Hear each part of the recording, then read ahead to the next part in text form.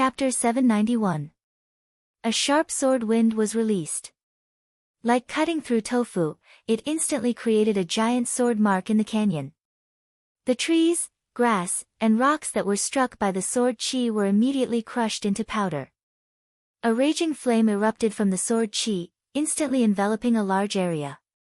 Under the cover of the flame, there was no heat at all. The rocks and plants continued to wither and shatter, finally turning into dust that filled the sky. Chu Tian revealed a look of pleasant surprise when he saw this. It had to be known that his netherworld sword art did not move at all from the side. This was purely released from his sword source spirit, releasing a strong sword chi with his bare hands, but it actually had this kind of power. Was this the effect of cultivating his sword art to the perfection realm?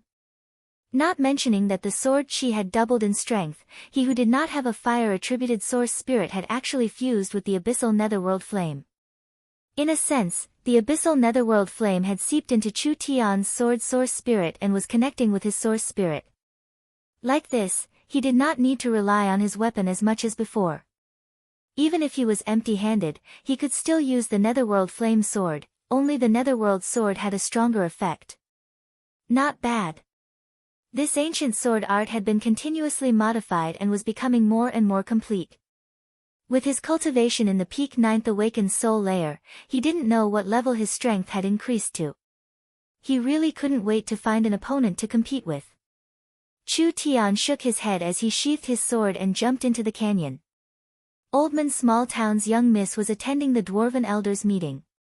This meeting included the Dwarven Elders, Miracle Commerce's people, and several elves. Chu Tian came back at the right time because the small town had just made an important decision. We've checked and the elves meet the requirements. The Dwarven Elders meeting's chief stood up and announced, we now allow the elves to enter the small town. Yay! The elves led by Vivian all cheered. The vice mayor Meng Qinggu said, the elves will officially enter Oldman Small Town. According to the battle strength of the 1,000 elves, the elves will own 15% of Oldman Small Town's property and dividends. The elven army will be unified and will not mix with other armies. Vivian will lead them to maintain the small town's internal order. The elves were very satisfied with this decision. Now that Oldman Small Town had a complete system, any power in the forest could apply to join Oldman Small Town, but they could not join just by applying. They needed to be examined by the Dwarven Elders and the small town's members would vote on whether they were allowed to join or not. Because Miracle Commerce owned over 50% of the small town's property, as long as the Dwarven Elders agreed to join, Miracle Commerce would have one vote of approval or veto. This kind of double examination could rule out any bad intentions of the applicants, preventing it from affecting the balance of the small town. The mayor had absolute control over the garrison and the power that the garrison belonged to would enjoy the profits and dividends from the small town. Now the small town had over 6,000 Miracle Commerce berserkers and they had a dominating position in Oldman Small Town. With this army suppressing them, the other powers did not dare act recklessly. When the Elven army joined in, they instantly divided 20% of the property and Miracle Commerce fell back to 50 to 60%. This could only mean that the Elven army's battle strength was very strong, perhaps even above Miracle Commerce's berserkers. The elves had their own mounts and the elves themselves were very outstanding, the unicorns were also demon beasts. The strength of this 1,000 Elven army was equivalent to 2,000 berserkers. This Elven army was led by Vivian and was also controlled by Miracle Commerce. This greatly consolidated Miracle Commerce's strength in Oldman Small Town and the other partners' control over the small town became weaker and weaker. They did not have any complaints about this. This was because they entered Oldman Small Town mainly to trade with Oldman Small Town, they did not really want to control the small town. Secondly, the elves were a large race in the Forest of Chaos, so how could these surrounding tribes dare to provoke them? With the elves joining the alliance, the small town would be safer. Ruling or attacking the small town did not have any meaning. Being friendly and having mutual benefits in the long term was the way of the king. But although it was like this, in order to fight for more benefits and avoid being gradually marginalized, the large tribes all expressed that they would invest more troops. After all, Oldman's small town was responsible for supporting the Allied army. If they sent some of their troops out, it would save them quite a bit of effort. The elves also played a crucial role in increasing the popularity of the small town. This was because among the many locals in the forest, the elves had the best reputation. The weak tribes and some hesitant locals all believed that Oldman's small town was safe, so they all chose to settle or do business in the small town. How could their popularity not increase with each passing day? Meng Qinggu did some statistics. With Oldman's small town's current development, the population would double or triple in 3 months. It would take around a year for it to become a small city, becoming a trade center for the Allied army in the forest. Oldman's small town had this much potential, so naturally Miracle Commerce would increase their investment. The Miracle Commerce Store, Miracle Medicine Store, Miracle Talisman Store, movie theaters, and hotels were all being built in the small town. Miracle Commerce's goods were cheap and had a sufficient supply. They had already established a good reputation among the locals. Once this good reputation was established, it would spread very quickly. People would come to Oldman's small town to sell their materials and they would come to Oldman's small town to buy whatever they needed. Miracle Commerce became the best choice. Chu Tian, Meng Yingying, and Vivian, these were the first people to arrive in Oldman's small town and they were also the founders of Oldman's small town. When they saw the small town becoming prosperous day by day, their hearts were filled with a sense of accomplishment. A prosperous scene that could only be seen in a large forest city actually appeared on the outskirts of the Forest of Chaos in a small underground town. Moreover, it was developed in a short period of time. This could be considered a miracle in the Forest of Chaos and it was something to be proud of. Chu Tian. Meng Yingying quickly ran over. Our back garden is already done, come and take a look. Yingying grabbed Chu Tian and brought him to a hidden valley. This little valley was the small town's back garden. Chu Tian personally chose a completely sealed environment. There were no roads to enter, but there was a secret path that led directly to the small town. This place was not big and it was covered in tall trees. It was impossible to see the valley from the sky. Chu Tian arranged a spirit-gathering array to gather spiritual energy in the valley. He also planted large amounts of rare plants in the valley, especially various sacred herbs, as well as several half-immortal great herbs. Finally he placed a concealing array and an illusion array as protection, creating a temporary living area for the flower fairies. Compared to the bustling Oldman's small town, the little valley was like a different world. It was quiet and serene, with hundreds of flowers blooming and the air clear.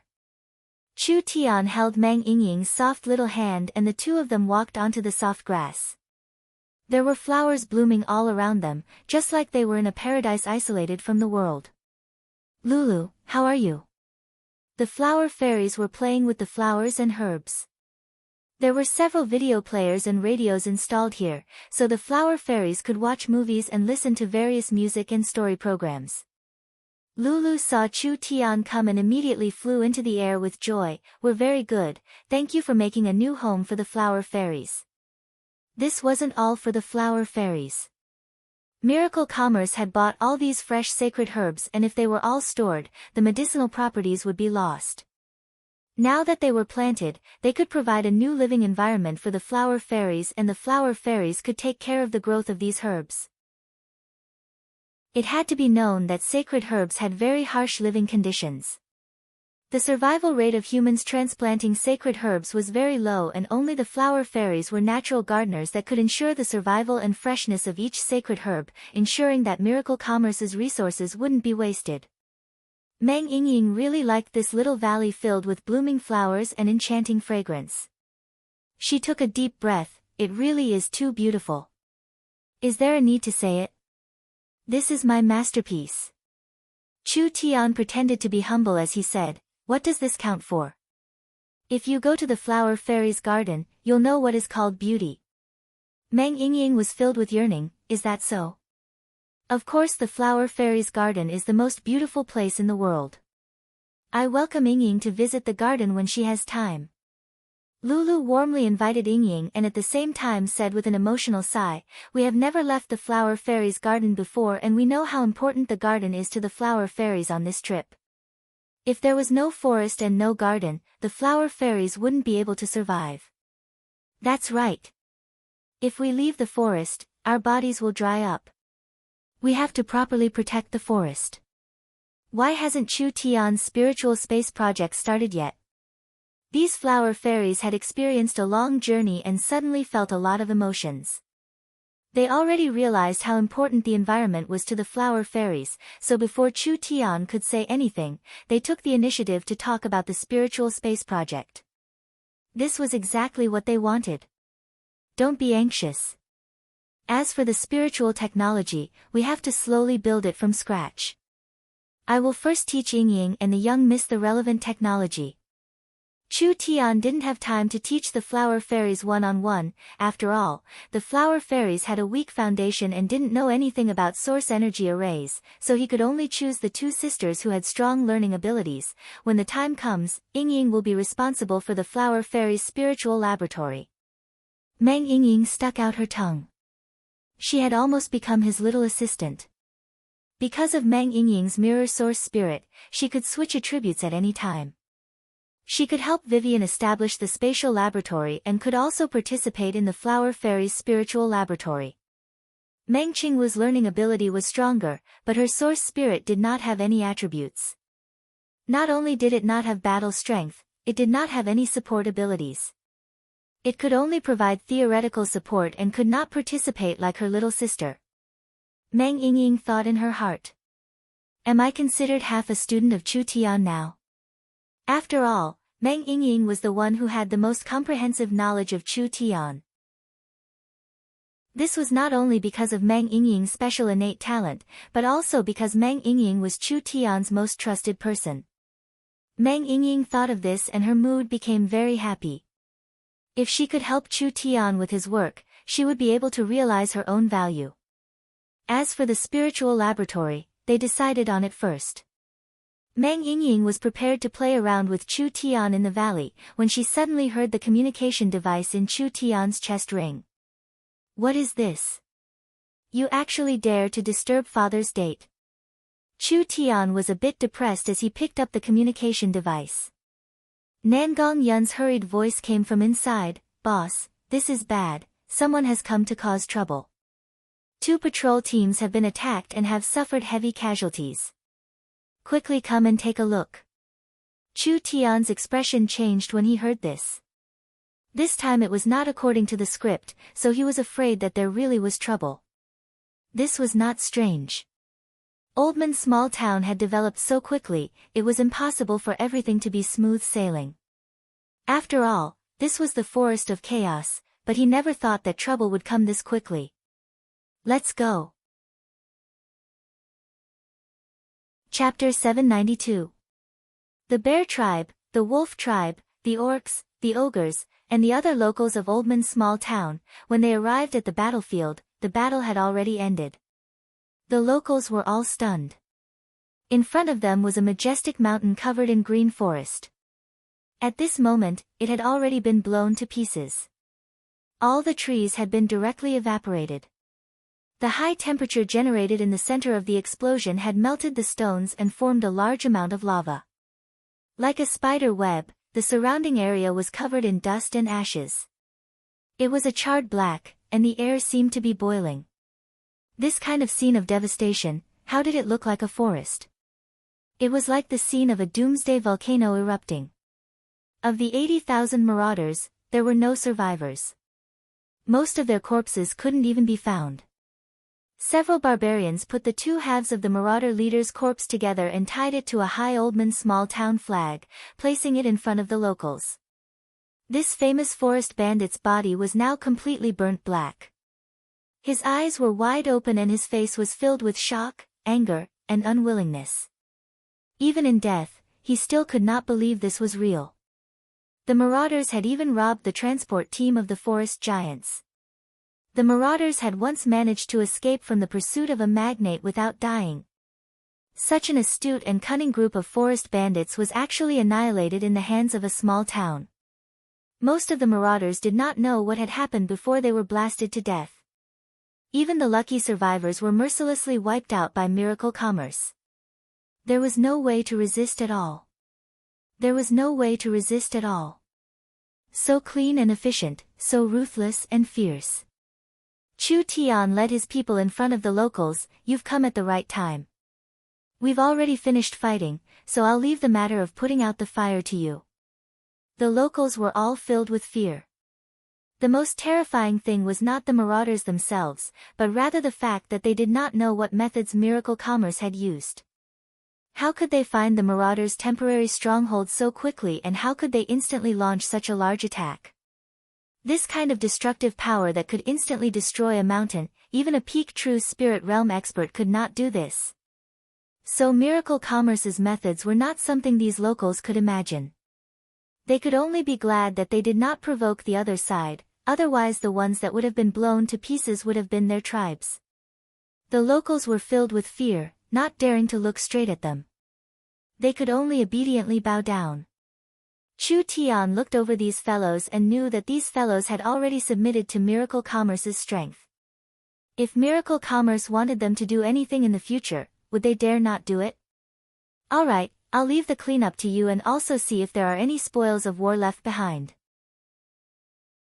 Chu Tian had destroyed this large-scale bandit organization, but it was as easy as cutting a piece of wood. It was just a small matter that was not worth mentioning. We're done. Yes. The small town's army began to retreat. There were only locals with faces filled with fear. What are you staring at? Why aren't you cleaning up the battlefield?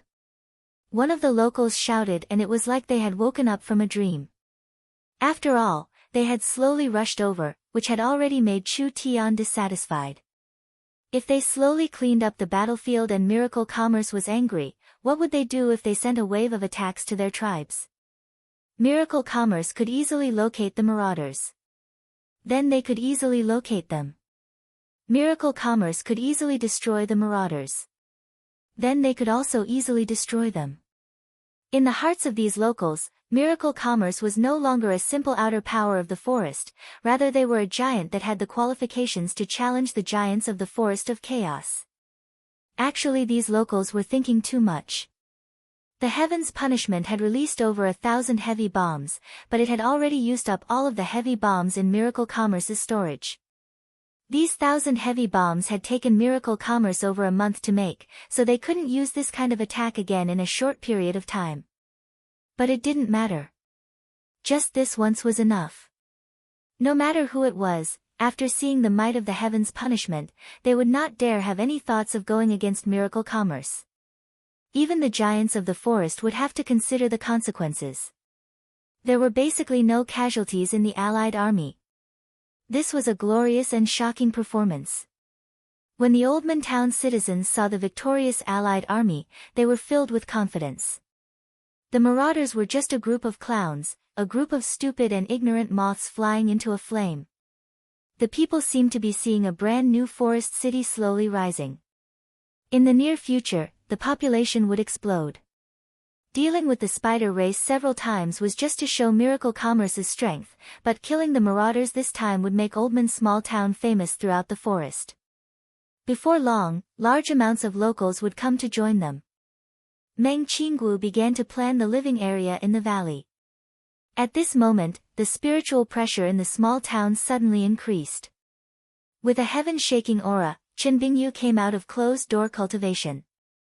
She had already broken through to the true spirit realm. Chen Bingyu became the first true spirit realm cultivator for miracle commerce. After a few days, Dongfang Haoren also came out of closed-door cultivation, also reaching the true spirit realm. Miracle commerce had gained 2 true spirit experts in an instant, instantly making up for the lack of peak battle strength. This was truly double happiness. Chu Tian arranged for miracle commerce to hold a celebration banquet. To celebrate miracle commerce's breakthrough progress. The news of the marauders being wiped out caused a small stir in the forest. The large local powers in the core area of the forest began to feel fear towards miracle commerce. Although the marauders were the enemies of most of the forest powers, Miracle Commerce's battle had caused dissatisfaction in the forest. In the depths of the Forest of Chaos, there was a legendary secret valley, Refaxius. Refaxius meant the sun and eternity in the Elven language, therefore people called the valley the Eternal Valley. The legendary Elven city in the Eternal Valley was called the Eternal Forest. In the dense forest of the valley and the swamp, there was a small white stone path covered in fluorescent moss. It was the only entrance to the ancient barrier, and if one knew how to open the barrier, they could enter the Eternal Valley. The Eternal Forest in the Eternal Valley was always filled with vitality and ancient might. A warm and dazzling light rose from the Eternal Forest's sun well, covering the entire forest. Over 1 million elves lived in the forest, and there were elven wooden and stone houses that were like works of art. Beautiful elven songs filled every corner of the Eternal Forest. The Elven King's palace was on a cliff filled with waterfalls and was carved from pure white jade. Each detail was filled with an unimaginable sense of art and culture. That's right. This was the Eternal Forest. The Forest of Chaos would Elven King City. The elves had long lifespans, and when they bathed in the powerful light of the sun well, they would be free from all diseases. They would obtain even more strength and live longer. The Elven Council. Several dozen elven elders were present. A white-haired old elf was sitting in the chairman's seat. In the past several tens of thousands of years, how many countries and races have perished? These deaths were caused by blindly chasing after strength, progress, and development. Strength can make people crazy, progress can make people lose their way, and development can cause wars. This is the root of all disasters. Therefore, our race should follow the principle of tens of thousands of years. Only by being closed and conservative can we continue our noble and grand civilization. The elves will not take the initiative to participate in any battles. What we have now is enough for our race to reproduce. The Elven Council Chairman Augusta's long and slow speech floated through the meeting room. This was the umpteenth time the chairman had repeated his views and opinions. The other elves were still listening attentively and nodding their heads. The elves were a noble, righteous, conservative, and traditional race. They were confident that they were the strongest race on the continent. How could those aggressive spirit beasts and lowly humans compare to the elves? Countless histories had told the elves that the result of war was destruction, so the elves would never take the initiative to start a war. The elves had to follow the tens of thousands of years of tradition, remaining closed and aloof from worldly affairs. Only like this could they not be tainted by worldly affairs on the continent. The Elven King was sitting next to Augusta. The Elven King looked like a human in his 40s. He had the handsome face of every male elven, but his face was angular and lacked the femininity of the elves. It was as if it was carved by the continent's most outstanding sculptor. Every inch of his skin was as exquisite as jade, and every pore seemed to contain essence. From head to toe, every inch of his body was perfect. He was a work of art that was as natural as the heavens. He knew that Augusta was indirectly scolding him again. Recently, the Elven King had taken over a forest city without telling the council, and this matter had already caused dissatisfaction among the conservative members of the council. The elves were a noble and elegant race. How could they take the initiative to take over a city? The elves were a conservative and peaceful race. How could they take the initiative to attack? This matter had not been discussed by the council. The Elven King's actions had broken the traditions of the elves, so there was a large disagreement among the elves on how to deal with this city. According to the customs of the elves, once there was a disagreement on a matter, they would need to repeatedly discuss it. It would be as short as 1-2 years and as long as 10-20 years. Finally, when there was nothing left to debate, this matter would be settled. After this long, even if this forest city was not barren, it would have already been occupied by others. The Elven King felt very helpless about this. He even knew that this city had a strategic value to the elves. Not only could it consolidate the elves' position in the Forest of Chaos, it could also be used as a channel for the elves to connect to the outside world. The elves were too closed off. When the rules became shackles, the elves were still proud of this. Helpless, the Elven King was only a king and the Elven King did not have absolute power. There was another matter that happened recently. The speaker indignantly said, "It was that human you let go. He brought people to cause trouble in the forest and actually used killing a group of bandits as an excuse to burn several dozen miles of the forest." What? This is truly too hateful. The flowers, grass, and trees are all innocent. How could they destroy nature just to kill a group of bandits? This is truly a despicable and immoral way of doing things. The elves began to discuss, expressing their dissatisfaction with Chu Tian's actions. Chapter 793. There were close to 100 patrols in the small town. There were 30 barbarian berserkers, 30 orc archers, 20 bear people, 5-6 wolf people scouts, and several ogres. The barbarian berserkers were the main force and normal patrols didn't carry source energy weapons because their main job was to disperse the forest bandits. With the barbarian berserkers killing power, it was enough to deal with most of the bandits. The ogres and bear people formed the main fighting force while the orc archers and wolf people supported them. This kind of team arrangement was very scientific. They could advance and retreat, they could attack and defend, and they could chase and counter-chase. How could they be completely wiped out? Each small team had several communication devices on them. They would report the situation to headquarters every half an hour. If something happened, they could immediately inform headquarters. Now the 2 patrols had been attacked. They didn't even send out a distress signal. When headquarters found that the 2 small teams didn't report on time, they sent out wolf people to find them. In the end, they found that they had all been killed and not a single person had survived. Chu Tian brought Meng Ying to the scene of the incident. There were corpses all over the ground and blood dyed the forest red. The scene was very tragic and each berserker had at least 10 arrows stuck in them. Some of them had even been turned into porcupines. No matter how strong their vitality was, it was impossible for them to survive this kind of fierce attack. This was too tragic. How could something like this happen in front of their eyes? Meng Ying's face was a bit white. Which bastard did this? Why would they kill our people without any grievances? We are currently investigating, but we don't have any valuable traces right now. Nangong Yun led a group of soldiers to search the forest. Our patrol team was suddenly ambushed and the attackers didn't even leave a single corpse. This is truly a strange matter. That's right.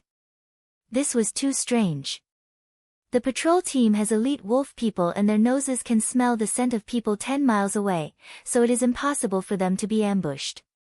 Meng Ying was puzzled. Even if they were ambushed, our Oldman small town's patrol team shouldn't be this weak. Could it be that the other side had a true spirit realm expert? Not necessarily. Nangong Yun said, "Look at where the arrows were shot. These arrows were shot from the air." Although the wolf people's noses are very sensitive, if the enemy was an aerial cavalry, they could attack from the air and the wolf people wouldn't be able to track them. Aerial cavalry? This was Miracle Commerce's weak point. Meng Ying still didn't understand. Why didn't we receive the distress signal? Because they couldn't send it in time. Nangong Yun pulled out an arrow and pointed at the black arrowhead as she said, the arrows were coated with poison. Even if the bear people, wolf people, or orcs were very brave, as long as they were hit by this arrow, they would immediately lose their ability to resist. The berserkers and the strong ogres could resist the poison, but there were too many of them. After a wave of attacks, there weren't many that could stand up, so they didn't have time to use the communication device. Meng Ying's brows slightly knit, so sinister, they actually used poison. Normal patrols did not have storm rifles, source energy cannons, or other heavy weapons. In a situation where they lacked firepower, they were suddenly ambushed by enemies in the sky, so they were completely annihilated. They didn't have time to resist at all. But why did they attack Oldman small town's team for no reason? Was this a coincidence, or was it deliberate? Sir Mayor, this is bad. At this time, an orc ran over in a panic.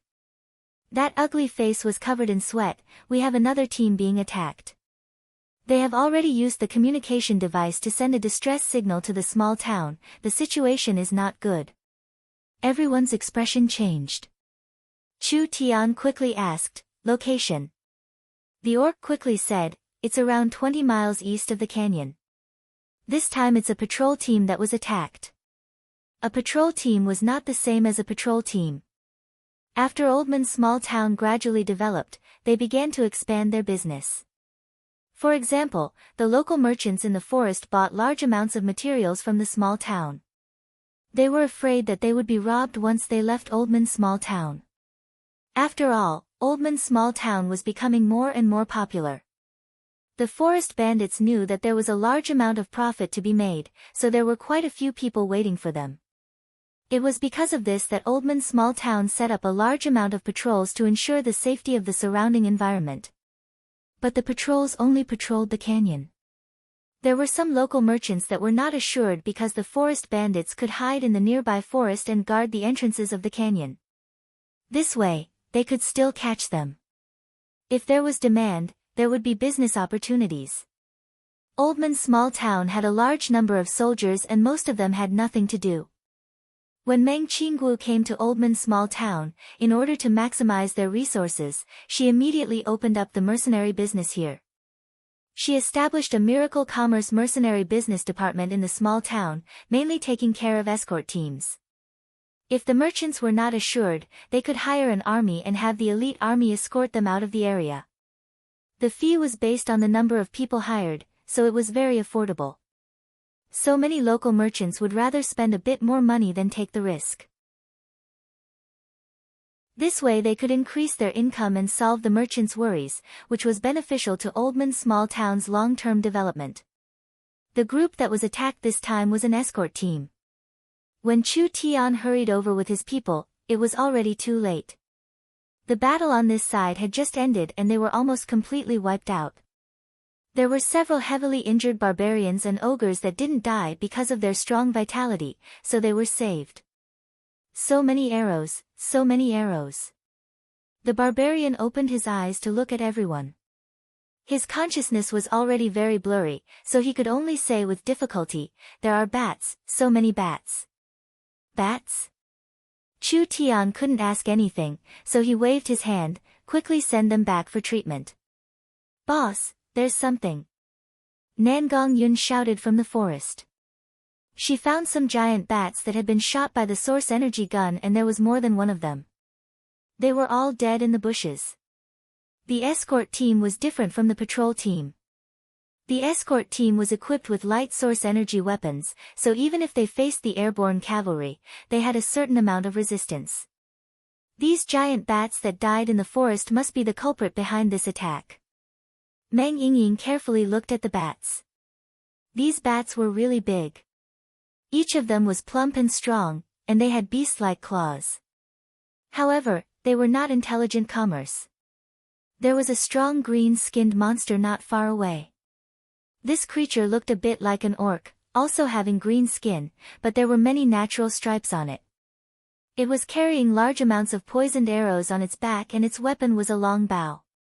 Chu Tian knit his brows as he muttered, "Forest trolls." Forest trolls were a common forest race. Trolls had a high talent in alchemy, they were called forest alchemists.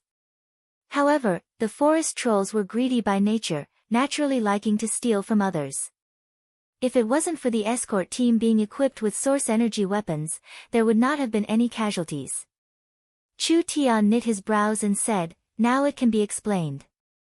The trolls have tamed bat beasts. Although the bat beasts are level 1 demon beasts, they are quite strong among level 1 demon beasts. They have a strong explosive power in short to medium distances and the bat beasts can use ultrasonic waves to explore the forest, so they can lock onto the troops in the forest from far away.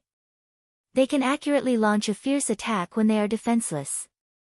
The trolls are good at alchemy, so if they use poison arrows to attack, they can effectively destroy the battle strength of our troops."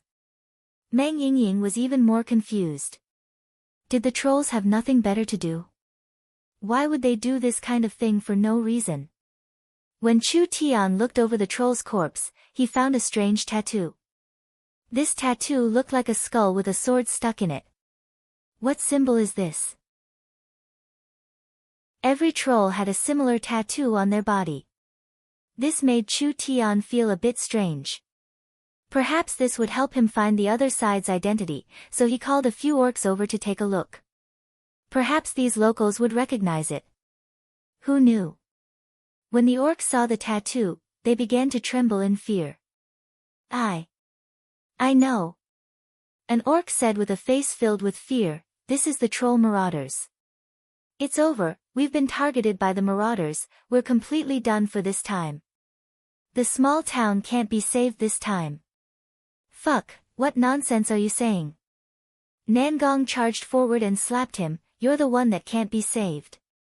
If you dare speak nonsense again, do you believe that I won't beat you to death?" Nangong. Chu Tian stopped Nangong. He felt that this matter was not simple. What is with the marauders? Nangong Yun's fierce appearance made the orc very afraid, so he could only honestly explain. The locals in the Forest of Chaos did not live in villages, tribes, or towns. There were many races that were nomadic races, and the troll race was a very famous nomadic race. The marauders were a very famous group among the troll race. They were like a swarm of locusts, leaving no grass alive wherever they went. The mark of the marauders was the skull tattoo and the large amounts of domesticated bat beasts. Because the bat beasts had a strong ultrasonic detection ability, it allowed the marauders to easily find the locals hiding in the dense forest. These marauders relied on this method of plundering to survive.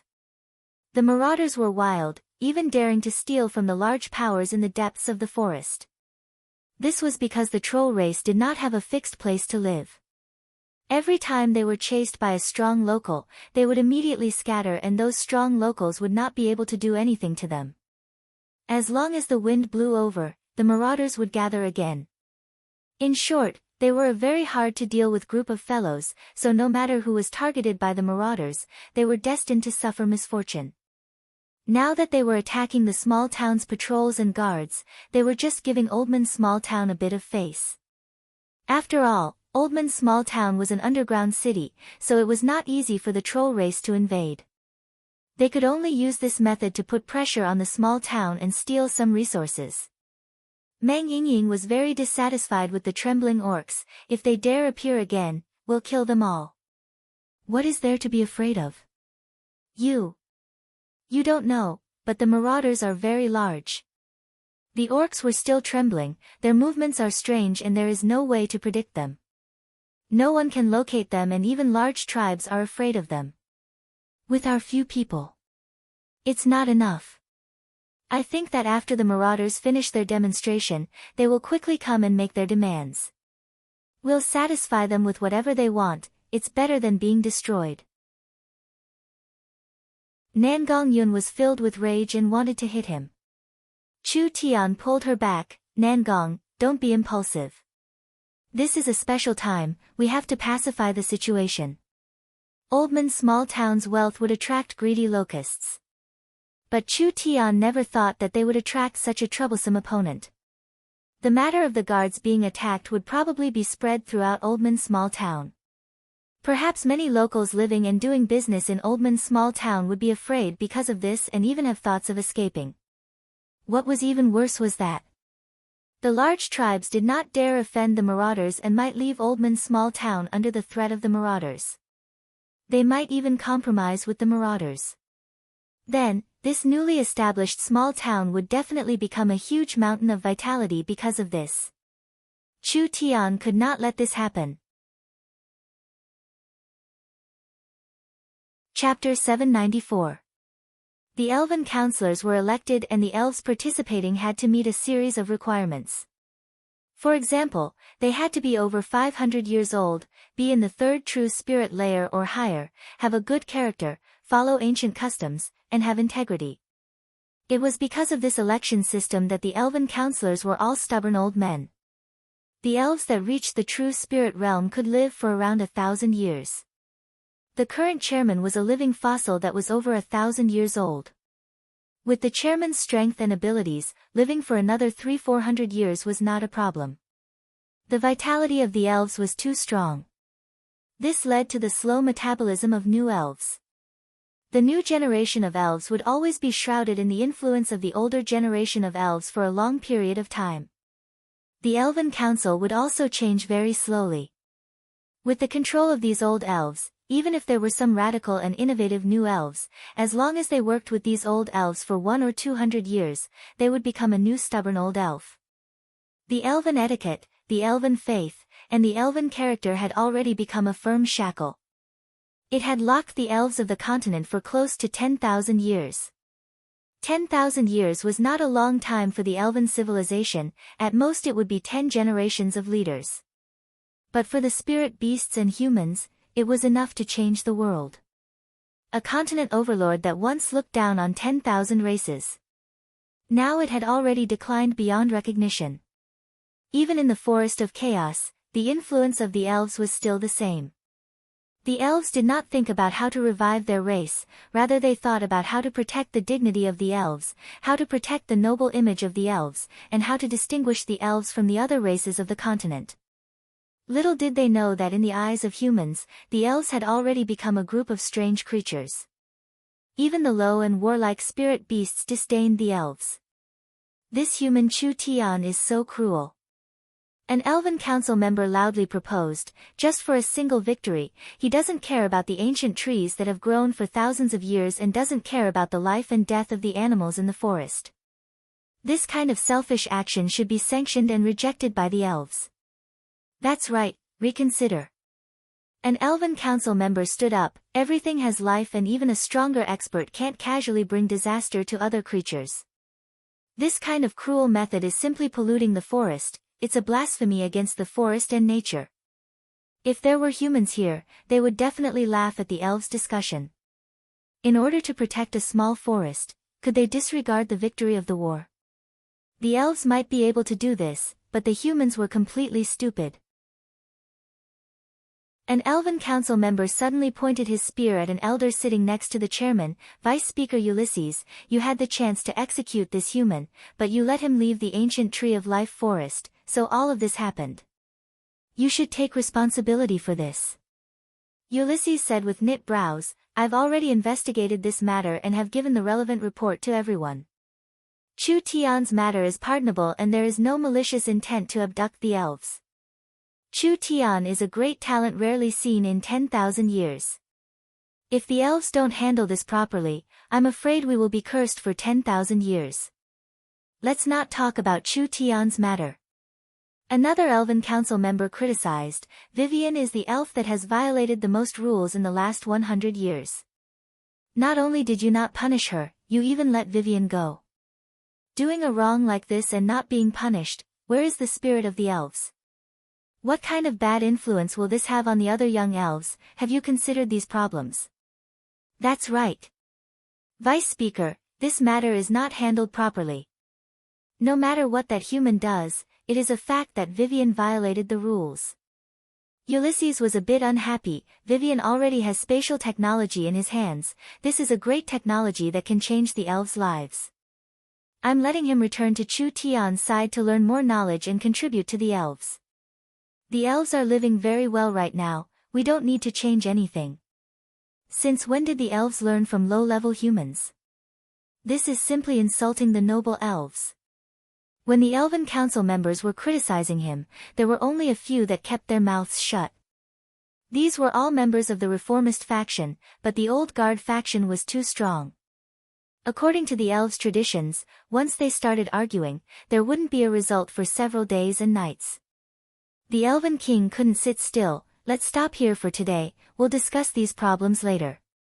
The council members did not have any objections. The elves had a habit of dragging things out. After all, their lives were too long and their lives were too leisurely. Things that could be done in a day could be done in 10 days, so they would discuss it tomorrow. After the Elven King dismissed the meeting, he walked to the corridor alone. The Elven Palace's corridor was built on a cliff and there were several white jade waterfalls hanging on the side. Looking down from the suspended corridor, one could see the entire eternal forest. The sun was releasing a glow. Every inch of the eternal forest was covered in a dignified aura. The twilight's orange sunlight fell on the vibrant forest and the elves were carving, singing, and drawing. That peaceful atmosphere could make any ambitious person fall in. The Elven King's statue-like face revealed a trace of helplessness. With the current situation of the elves, he was powerless. The continent's elves were already scattered like sand and the elves were still immersed in this peaceful atmosphere. Would they only wake up when the flames of war reached the forest? Perhaps it would already be too late by then. Ulysses walked beside the Elven King. There's news from Green City that there's a plague in the surroundings and a foreign race riot. The city is already in chaos and the situation is not good. If we don't send troops, we'll lose this city that we just captured. Send troops? The Elven King shook his head. Will the council agree? Ulysses revealed a blank look. We've spent this much effort to obtain this city. Do we have to give it up like this? We can't not give it up. When the Elven King said this, there was a spark in his mind. After this spark appeared, it was like he had fallen into oil and it suddenly burned. A thought filled his mind. Abandoning doesn't mean giving up. It can be used for other purposes. Ulysses was a bit surprised. What did you say? The Elven King turned to look at Ulysses. I'm very interested in that human youth called Chu Tian. They can manage a small town well, that means they have ability, but a small town is still a small town in the end. Not to mention it's on the edge of the forest, so no matter how lively it is, it won't be able to make a name for itself. Ulysses could already guess the Elven King's thoughts. Your meaning is? The Elven army can't be used, so we'll find a reliable friend to help. I think that what Chu Tian needs the most right now is a city. Only by having a true city in the forest can he display his talents in the forest. I'll give him a city. Not only will it not fall into other people's hands, but it will also help a friend at the right time. Chu Tian's influence is too weak in the end.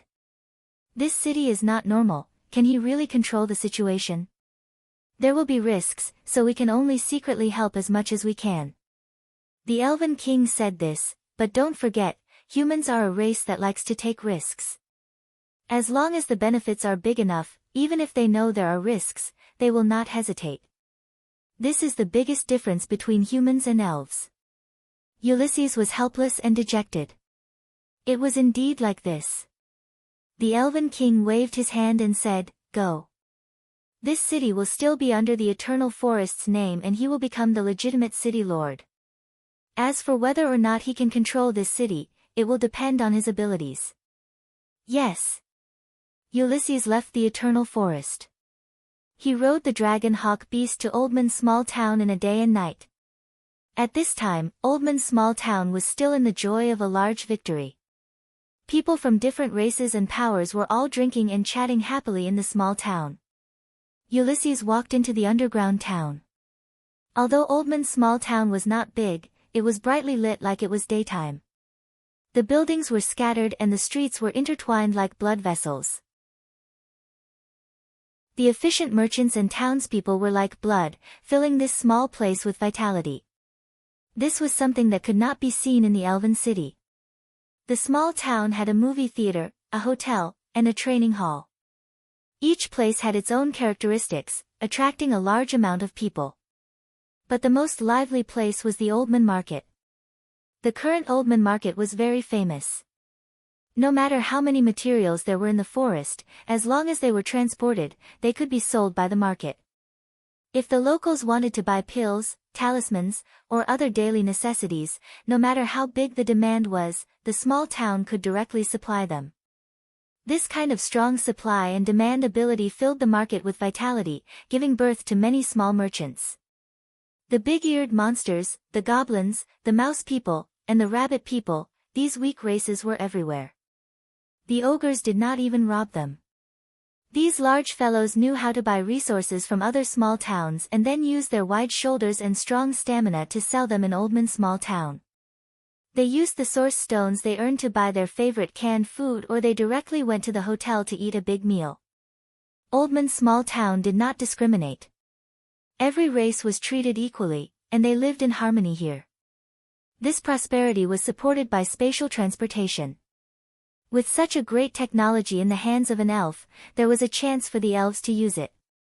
The old fellows of the Elven Council all disdained this, which made Ulysses feel very sad and helpless. "What did you say?" Chu Tian almost fainted from this pie falling from the sky. "The Elven King wants to give me a city." "That's right," Ulysses said in a certain voice. "This is a large city in the center of the Forest of Chaos, with several dozen spirit veins intersecting. It is surrounded by secret realms and hidden treasures, being one of the main hubs of the Forest of Chaos. It is rich beyond imagination, so if you can control this city, you will have the right to speak in the forest." Miracle Commerce's people were stunned. Chapter 795. The marauders continued to attack, causing the small town's casualties to rise to over 1,000 people. Just the Allied army alone had lost over 500 people. Paper could not cover fire. The news quickly spread through the small town like a plague, immediately causing the small town's people to panic. There was no one who didn't know about these infamous forest thugs. There was no power in the surrounding area that could fight them. They were bold and cruel, not to mention a small town that had just been established. They would even rob a caravan from a forest city. There was nothing these wild thugs didn't dare to do. These locusts that people hated were simply the enemies of the forest. However, the marauders were very mobile, immediately leaving after doing something, never staying in one place for a long time. The Forest of Chaos was very big, it was impossible to chase after them. Therefore most of the time, the victims couldn't do anything. Because the marauders were too cruel, there were some local powers that surrendered without fighting in order to save their lives, taking the initiative to give the marauders everything they wanted. Oldman's small town's prosperity had gathered a considerable amount of resources, so it was already noticed by the large local powers in the forest, but they never thought that the marauders would arrive first. The marauders kept attacking the small town's troops in the wild. This was undoubtedly a demonstration to the small town. This kind of small power did not need to attack at all. The marauders used their fierce reputation to make them collapse internally and surrender without fighting, saving quite a bit of effort. "I propose to immediately close the small town." "That's right, we can negotiate with the marauders." "Don't they just want things?"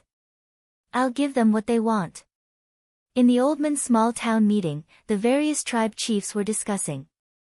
Almost everyone did not agree to fighting with the marauders because there was a large disparity in strength between the two sides. The marauders dared to plunder the forest. It was not something a small town with tens of thousands of soldiers could stop. Not to mention the marauders were all aerial troops, so their mobility was too high.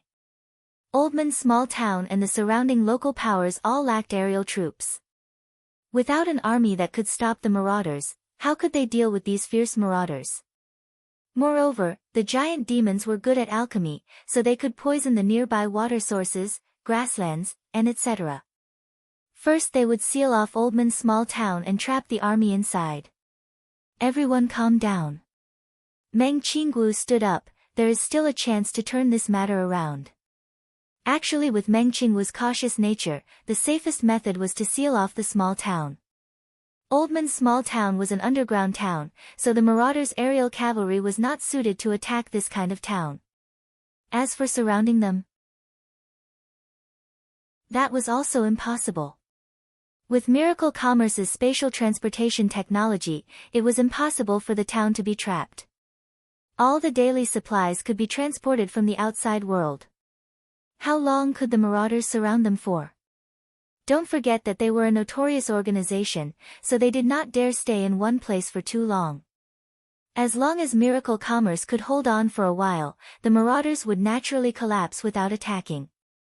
Although this method was safe, it was still a bad plan. Oldman's small town would suffer a large loss and it could cause the unstable alliance to collapse. The most important thing was that Meng Qinggu understood Chu Tian too well. Making Chu Tian hide like a turtle was harder than making the sun rise from the west. If Miracle Commerce wanted to establish themselves in the forest, they could not avoid the marauders. How could they just hide? Everyone, there is no need to panic. Meng Qinggu calmly said to everyone, Miracle Commerce has advanced source energy weapons, so the air force of the forest bandits does not have any advantage against our powerful firepower. We might have the power to resist. The representatives of the various tribes looked at each other in blank dismay. The only variable now was Miracle Commerce. As for how strong Miracle Commerce was, the tribes had no idea because Miracle Commerce had always been very mysterious. They had a strong berserker army, sharp source energy weapons, and many other unexplainable abilities. Perhaps Miracle Commerce really had a way to deal with the marauders. One of the locals stood up and said, even if Miracle Commerce has the ability to deal with the marauders, our tribes do not have this kind of ability. If the marauders attack us in anger, wouldn't our nearby tribes suffer a calamity? That's right. Everyone in Oldman's small town had a share. Everyone can be assured. Miracle Commerce dares to do what they want. Meng Qinggu confidently promised the locals, Miracle Commerce has never taken the initiative to invade others, but since others have come to our door, we will not retreat. We will declare war on the marauders. Declare war. The marauders were famous for being hard to deal with. The giants of the forest could not kill these locusts, so how could Miracle Commerce declare war on them? No matter how mobile the marauders are, they still need a foothold. Miracle Commerce will use our advanced technology to locate the marauders' nest and gather everyone's strength to sweep out the marauders. Only like this can we shake the forest. Otherwise, once this group of marauders leaves, another group will come. No one wants to see endless harassment. Miracle Commerce wanted to exterminate the marauders. The locals all had strange expressions as they whispered to each other, finally deciding to wait and see. They would see what Miracle Commerce would do first. It would be best if it was as she said, otherwise once something went wrong, the tribes would immediately withdraw to avoid being caught up in this disaster. Meng Qinggu first appeased the locals and then immediately went to a secret room in Oldman's small town. Inside, there were many huge mirrors. Each mirror was 2 to 3 feet tall. The surface of the mirror was very clear. A gentle woman and a few employees were standing in front of one of the big mirrors, discussing something. Kaidai, how is it on your side? Elder sister, look. This is the image taken by the surveillance airship. Feng Kaidai slightly moved her body and the image transfer mirror behind her began to display the images. These images were clearly taken from high up in the sky. The entire forest was a deep green color, but because it was too high up, the details were not clear. Look here. Meng Qinggu could clearly see a large group of giant bats moving at a fast speed, flying through the forest at a low altitude. They stopped and fought in several places before leaving in another direction. Meng Qinggu gave a cold snort. That's right, it's them. Feng Kaidai said with a face filled with admiration, it's all thanks to Elder Sister's surveillance airship, otherwise it would have been hard to find traces of them. But the surveillance range is limited. We can determine the direction of the marauders, but we can't determine where they are. Meng Qinggu had stayed in southern state for a long time, preparing for Miracle Commerce every minute. There were all kinds of special airships that took up a lot of Meng Qinggu's energy. In the skies above the Forest of Chaos, there was a communication airship every few thousand miles. Meng Qinggu also made surveillance airships and battle airships. These new generation airships not only had high performance, they also had a layer of hidden image mirrors on their surface, allowing them to simulate various colors and camouflage, making it hard to distinguish them from the ground. They could operate up to 50,000 meters in the air and most of the time they were parked at 20 to 30,000 meters in the air. The existence of these airships had always been a secret of the company and the people of Oldman's small town did not know about it. There were several airships waiting above them. The images shown on the image transfer mirrors were actually taken by the surveillance airships 20,000 meters in the air. Meng Qinggu ordered, contact the second Heaven's Eye to search the area and find where the marauders are hiding. Have the Heaven's Punishment prepare to attack. Meng Qinggu gave the special airships of Miracle Commerce a name. The one used to set up the communication network was called the Heaven's Net, the one used to monitor the ground was called the Heaven's Eye, and the one used to attack was called the Heaven's Punishment.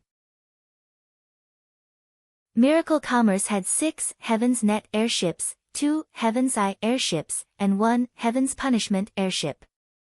Now the Heaven's Eye and Heaven's Punishment were in Oldman's small town and could listen to orders at any time. Feng Kai-dai immediately picked up the communication device. Hey, Second Heaven's Eye, this is the Forest Command Center. The Vice Chairman has ordered to search the southwest. As soon as the order was given, 40,000 meters in the air, the second Heaven's Eye airship that was on standby suddenly began to slowly descend and began to move forward.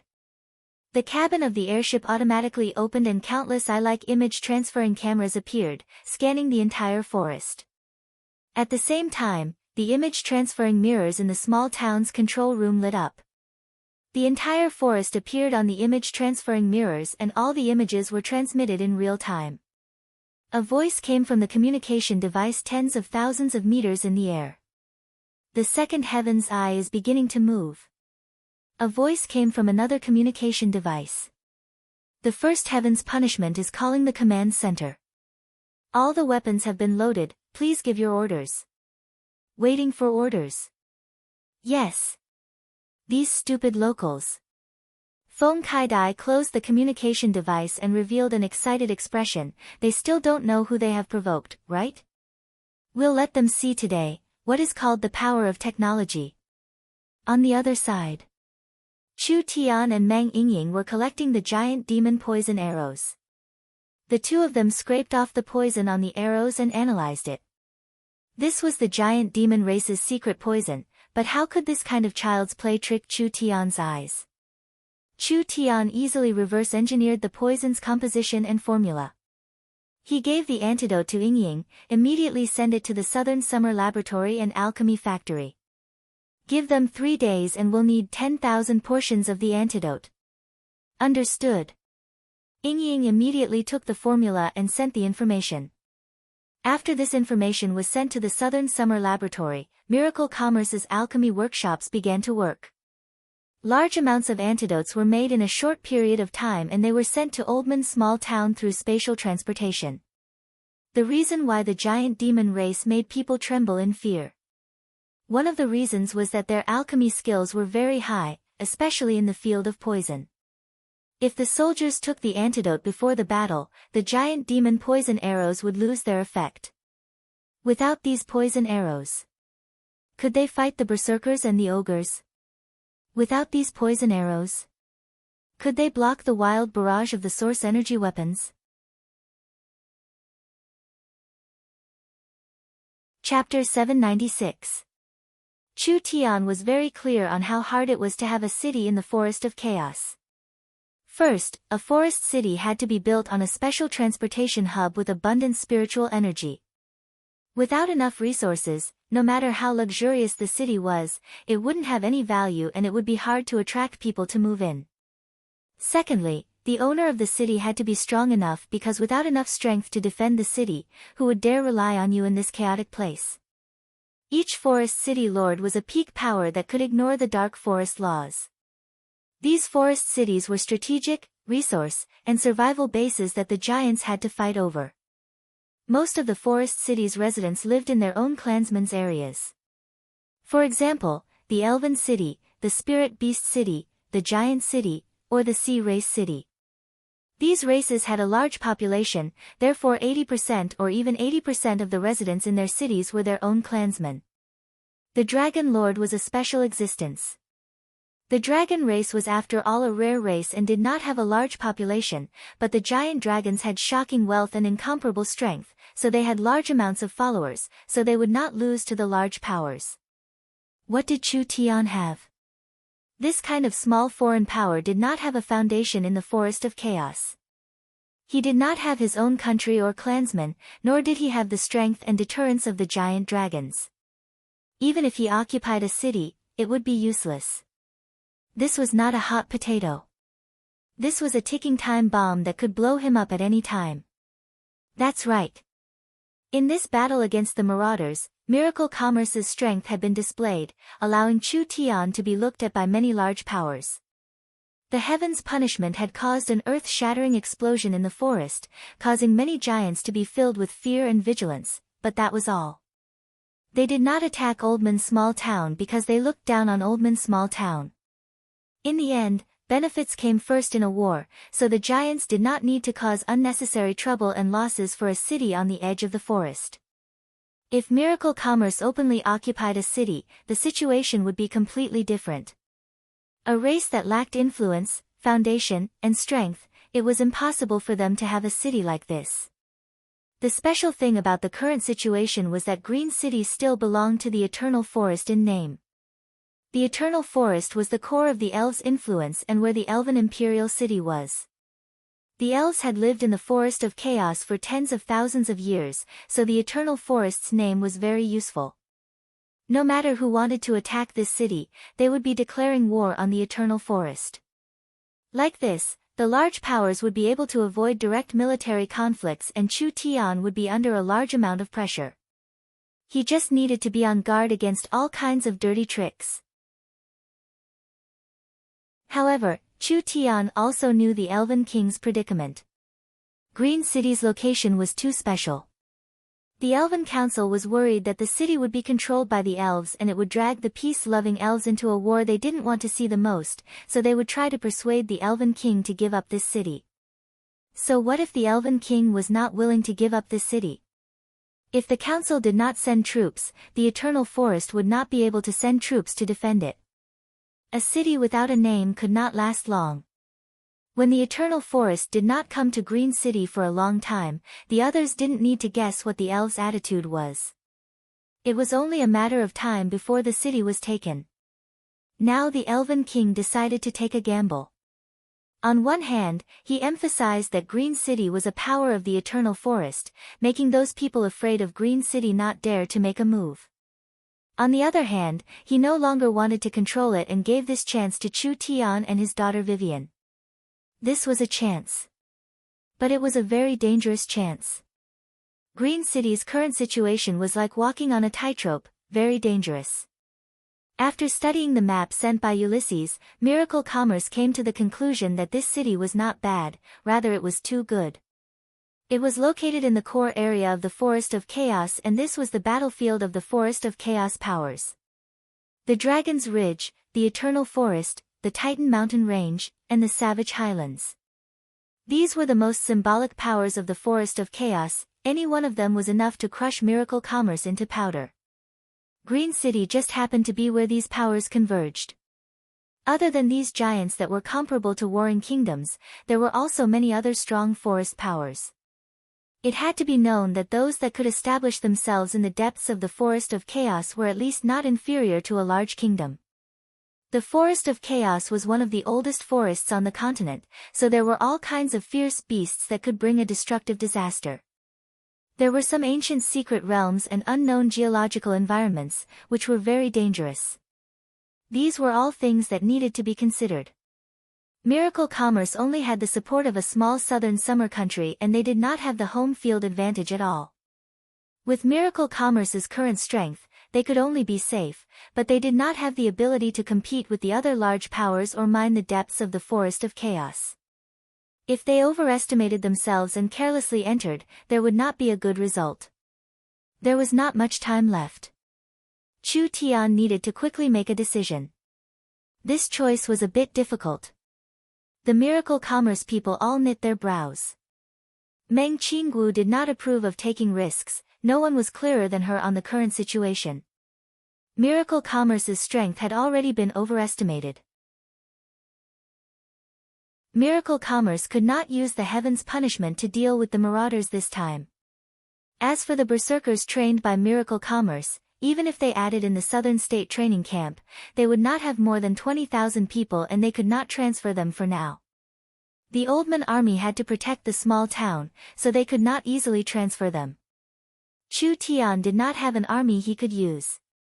Going into the dangerous forest alone, it would be hard for him to protect himself, so how could he control the city? Perhaps before he could even stand firm, he would be swallowed without even leaving a single bone. There were hundreds of races in the Forest of Chaos and the powers were very complicated. Right now, the safest strategy was to properly manage the town and slowly accumulate as much resources and wealth as possible. Then, they would slowly take control of more aboriginals and towns. After that, they would use the strategy of surrounding the center and slowly infiltrate into the forest. Then, they would wait for an opportunity to seek control of a city and make it the center of the Chamber of Commerce. But thinking about it, if they missed this chance, with the company's current development speed, they would not be able to enter the depths of the forest in 2-3 years. Even if they had wings in the future, would they still be able to obtain a good city like this? Behind each city was the shadow of a large power. If Miracle Commerce wanted to obtain their own city, they would inevitably become enemies with these powers. Giving away a city like this was definitely a meat pie falling from the sky. As for giving up on the city and purely operating as a company? Absolutely not. If it was a complete country, perhaps it could be done, but in a place like the Forest of Chaos where strength ruled, everything had to be supported by corresponding strength. Without strength, no matter how much wealth and resources they had, they would be rootless duckweed. I accept the Elven King's gift. Chu Tian took the map without thinking too much. I asked the Elven King to be assured, this city will not fall into anyone's hands. This one will do his best to make it prosperous. Ulysses was filled with praise. Although the gift was tempting, people without enough courage would not dare accept it. Ulysses thought that Chu Tian would not dare accept it. Even if he accepted it, he would consider it for a few days, but he never thought that Chu Tian would be this straightforward, accepting it with just a bit of consideration. Such a person was either a brave and resourceful person, or a reckless person, or a combination of both. Although he didn't know if Chu Tian had the ability to sit in this position, as long as Green City did not fall into the hands of other powers, it would be beneficial to the elves. As for whether they controlled the city or not, it was not that important. In the name of the Eternal Forest, I appoint you as Green City's city lord. Ulysses gave the Elven King's token to Chu Tian. You will have all the authority in Green City and the Eternal Forest will not interfere with anything, you just need to do what you want. Meng Yingying and Vivian revealed looks of joy. This was too great. They were simple-minded and didn't think this much. This Green City was a very good city. Although it was a city of the Eternal Forest in name, there were no elves in Green City and they didn't need to be ordered around by those old fogies. Miracle Commerce was completely free in this city. Wasn't this what Miracle Commerce always wanted? Ulysses represented the Eternal Forest and the Elven King in giving Chu Tian the position of City Lord and Meng Qinggu and Vivian the position of Vice City Lord. There was no need to mention Chu Tian and Meng Qinggu, but Vivian becoming the Vice City Lord was arranged by the Elven King. Vivian was an elf and the Elven King's daughter. If she became Green City's Vice City Lord, it would give Green City an extra layer of protection because of her special status. Ulysses said to Chu Tian, Green City used to be the city of a large local power, but because of being suppressed for 100 years, Green City was obtained by the Elven King through diplomatic means. However, the old power is in a very serious situation and there are many other powers eyeing it, so there is a lot of internal and external pressure. Other than that, there have been riots, famine, and plague recently. It is hard to accurately estimate the situation, so remember not to expose your identity and observe the situation first. Although he had already guessed that Green City's situation was not good, he never thought it would be this bad. This would not be a small challenge. But Chu Tian was not afraid at all, he did not have the time to slowly develop. With this kind of good opportunity in front of him, it would not match his personality if he didn't take it. As long as he found the right method. There was nothing in this world that couldn't be done.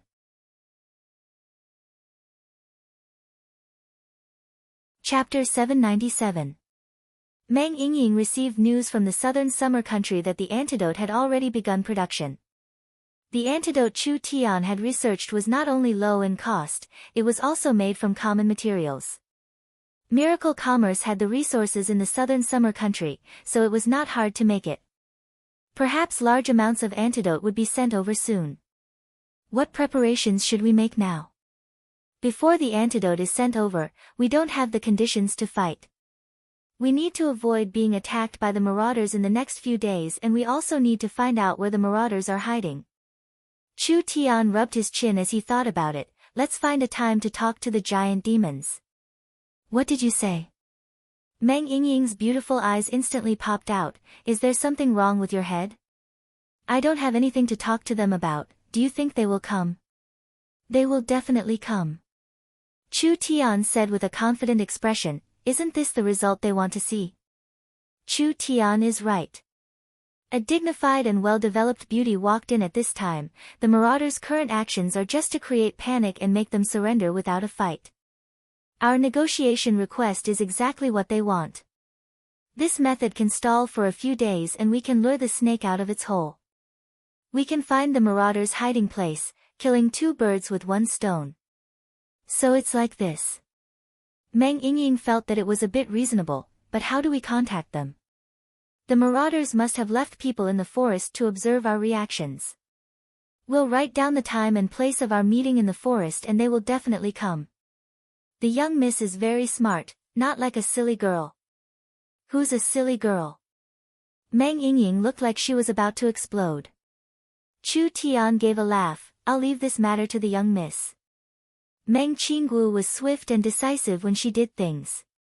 She immediately personally wrote a letter, sincerely asking the marauders to stop killing and inviting them to meet in a basin outside Oldman Canyon in 3 days. Meng Qinggu was afraid the trolls wouldn't understand, so she very considerately wrote it in 3 common forest languages. Then she made over 100 copies of these invitations and had people secretly post them in various conspicuous places in the forest. This move was really effective. Oldman's small town was not attacked again. If their guesses weren't wrong, when the marauders saw these invitations, they would happily drink and celebrate their easy harvest. Then they would rest up and prepare for the negotiation in 3 days. In these few days, large amounts of antidotes were sent through the space warehouse to the small town. Chu Tian was not idle. He made some array flags and used them to arrange a special source energy array. This source energy array had a very simple function. It was just to disrupt and weaken sound waves. The trolls were good at taming bat beasts. The bat beasts were not just the marauders' mounts, they were also the marauders' eyes. With their powerful ultrasonic detection abilities, it was hard for anything to escape the trolls' eyes. But because of this, the trolls were very reliant on the bat beast's detection abilities. If the bat beast's detection abilities suddenly stopped working, it would be a surprise to the trolls. 3 days quickly passed. Meng Qinggu immediately found a large group of suspicious figures on the monitor in the command room. When she zoomed in, she revealed a look of joy. There were over 1,000 marauders, flying out of a cave several hundred kilometers away. They were quickly heading in the direction of Oldman's small town. That's right. This must be the marauders' stronghold. Meng Qinggu immediately deployed. First Heaven's punishment, immediately head to the target area. Wait for orders and prepare to attack. First Heaven's punishment, roger that. A large airship slowly moved tens of thousands of meters in the air. This is bad, this is bad.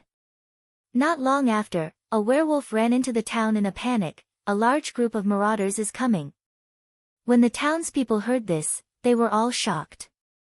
Were the marauders about to launch an attack? Chu Tian appeared to comfort everyone. Everyone, there is no need to panic, this is just a small trap we set up. The marauders' stronghold has been locked in and the Oldman small town army has been mobilized. We will take them down in a single attack and our name will shake the forest. This, the locals revealed a look of hesitation. Miracle Commerce had locked in on the marauders' stronghold this quickly. They clearly didn't do anything these past few days. Could there be a problem? The Oldman small town army had been mobilized. Miracle Commerce's 6,000 berserkers had been mobilized, with 800 storm rifles and 200 source energy cannons.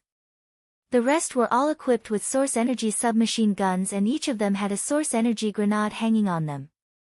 This was a decisive battle. Vivian was leading the 1,000 elven unicorn archers to participate in the battle. If the elves were participating, What reason did they have to not believe it? They immediately returned to their tribes and had the warriors of their tribes prepare for battle. Actually, for miracle commerce, the small town's army was more than enough. The reason why they brought these locals was mainly to show them miracle commerce's strength. The army of tens of thousands set off.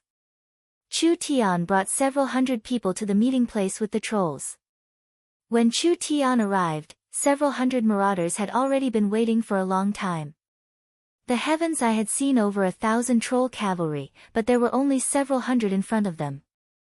The other marauders had scattered to scout. These marauders were not brainless and were worried that Oldman's small town would ambush them in the name of negotiating. A tall and burly troll marauder stepped out. He was over 2 meters tall and his upper body was bare. His entire body was covered in muscles that seemed as if they had been carved out of stone.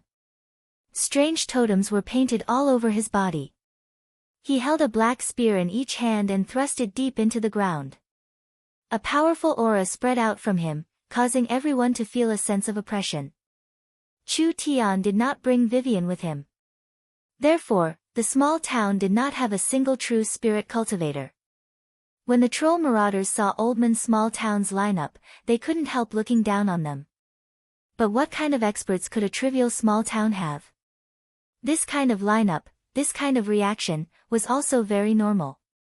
Ha, ha, ha. The troll leader gave a few sinister laughs. I thought you didn't dare come. Chu Tian swaggered in front of the marauders. I've always kept my word, so since I've invited everyone, how could I not come? You do have a bit of courage. The troll leader pulled out a jet black spear and his green eyes stared right at them. Don't waste words, we only kill people who don't know what's good for them. Since you're tactful, I'll spare your lives, but you must agree to our request. Chu Tian calmly asked, I'd like to hear the details. First, hand over all the source stones and resources you have. Second, pay tribute to us from now on. 90% of the resources and source stones you earn will be given to us. Third. The troll leader looked over Nangong Yun, Meng Yingying, and the others behind Chu Tian with an obscene gaze. These human women aren't bad, they'll be responsible for serving us from now on. This troll leader's tone was very high and mighty, as if having Chu Tian do these things was a great honor for him. Chu Tian gave a slight nod, just these. The humans being this calm made the marauders a bit surprised. What did this fellow mean? Was this not enough? The troll leader nodded, source stones, resources, and women, these are all ours. We are not interested in your lives, so you should be thankful for our benevolence. Now obediently hand over what we've given you. Third leader, I haven't done it with human women before. I want to go first with that red-haired woman, don't try to steal her from me. The troll marauders already considered these people to be in the bag, even starting to fight for the right to go first. The troll race had a tyrannical nature and their sense of beauty was similar to the mainstream of the continent, so human beauties were very attractive to them. Since your excellency has made this many requests, shouldn't this one also make one? You have other requests. Chu Tian reached out to grab the sword hilt on his back and slowly pulled out the ice mirror like netherworld sword. With a gentle wave of the sword, he pointed it at the troll leader. It's very simple. I only have one request and that is to borrow your head to play with for 2 days. This small request, I hope you won't refuse. The marauders were stunned for a few seconds before breaking out in laughter. Was this human joking? He dared to say this with an awakened soul realm cultivation. The marauders' third leader was a true soul realm expert. The marauders could be arrogant in the forest for so many years, it was not without reason. In this large bandit organization, there were many experts like clouds. A human that hadn't even grown a hair yet actually dared to fight with the marauder leader? The troll leader's eyebrows came together and his eyes filled with anger from being teased. Do you know what price you'll pay for this? Pay your head. Nangong Yun was filled with rage when she saw the troll. She immediately angrily roared out, this old lady will kill you first. Nangong Yun's arms turned into flame wings and with a fierce flap, she instantly flew into the air. Just like a large bird, she first circled in the air, and after her speed reached its peak, she charged at the enemy like a burning moth, seeking death. The troll's black spear was thrown out, and it was like a black thunderbolt. The flames on Nangong Yun's body were instantly torn apart, and the fierce black energy pierced through her body. Even the starlight immortal body could not block this kind of fierce attack. Meng Yingying was shocked. Elder sister Nangong. Nangong Yun crashed into several large trees and was embedded into a giant rock. The flames on her body exploded and turned her surroundings into a sea of flames. The rocks around her were burnt to a crisp. Everyone's faces fell. Such strong strength. With this kind of attack, even a peak 9th awakened soul layer cultivator with a defensive cultivation technique would find it hard to block. Nangong Yun had just reached the peak 8th awakened soul layer. Hong!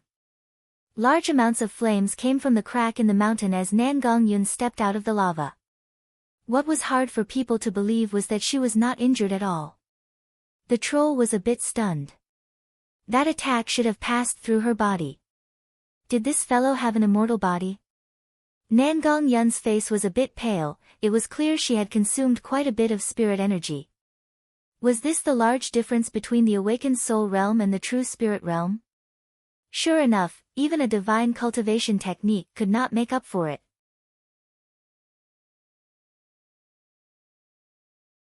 Chapter 798. Ulysses stood up and looked at Chu Tian before looking at Vivian. A complicated look flashed in his eyes. The Elven King's matter has been completed. I hope that everything goes smoothly for you. I'll be leaving now. Vivian quickly asked, aren't you going to stay in Oldman's small town for a few more days? There must be many things you can't think of here, perhaps it can move the people in the council. Ulysses slightly shook his head. Us elves are not a race that easily accepts new things, otherwise we wouldn't have been like this for tens of thousands of years. I still have things to do in the eternal forest, so I won't stay. Ulysses still left. Everyone felt this was a bit strange. This kind of words coming from the mouth of an elf made people feel strange. Chu Tian spread out the map Ulysses left on the table. Meng Yingying came over to take a look and couldn't help letting out a surprised cry. Wah, this map is too clear. That's right, this was the most complete and detailed map of the Forest of Chaos so far. Only the elves that had lived in the Forest of Chaos for tens of thousands of years could draw this kind of map. Each special area, each special terrain, each lake, each mountain range, each city, they were all clearly drawn out. The elves did not have any copying technology. The entire map was hand-drawn. Every line and every detail was drawn perfectly and precisely. Moreover, drawing such a large map definitely required a lot of effort. This map could be called a work of art with astonishing value, not to mention that the value of the map itself was definitely not low. Take a picture and make a few more copies. Chu Tian knew the value of this map, so he prepared to have Meng Yingying make a few more copies. However, his eyes suddenly froze as he looked at the map with a bit of surprise. What's wrong? Everyone felt that Chu Tian's eyes were a bit strange. Meng Yingying immediately asked, is there anything strange about this map? Chu Tian did not reply, he just carefully observed it. This terrain was a bit familiar. He recalled the map in his mind and finally overlapped it with this area. Chu Tian was surprised to find that there were at least 7-8 overlaps. After 30,000 years, the forest here had been mostly developed and a rich country had been established here. Chu Tian's impression of this was a republic country with many different races, but this country was one of the top 10 richest countries on the continent. The reason why this country was so rich was because in this area, they found a hidden treasure left behind from the great ancient era. That was a true hidden treasure.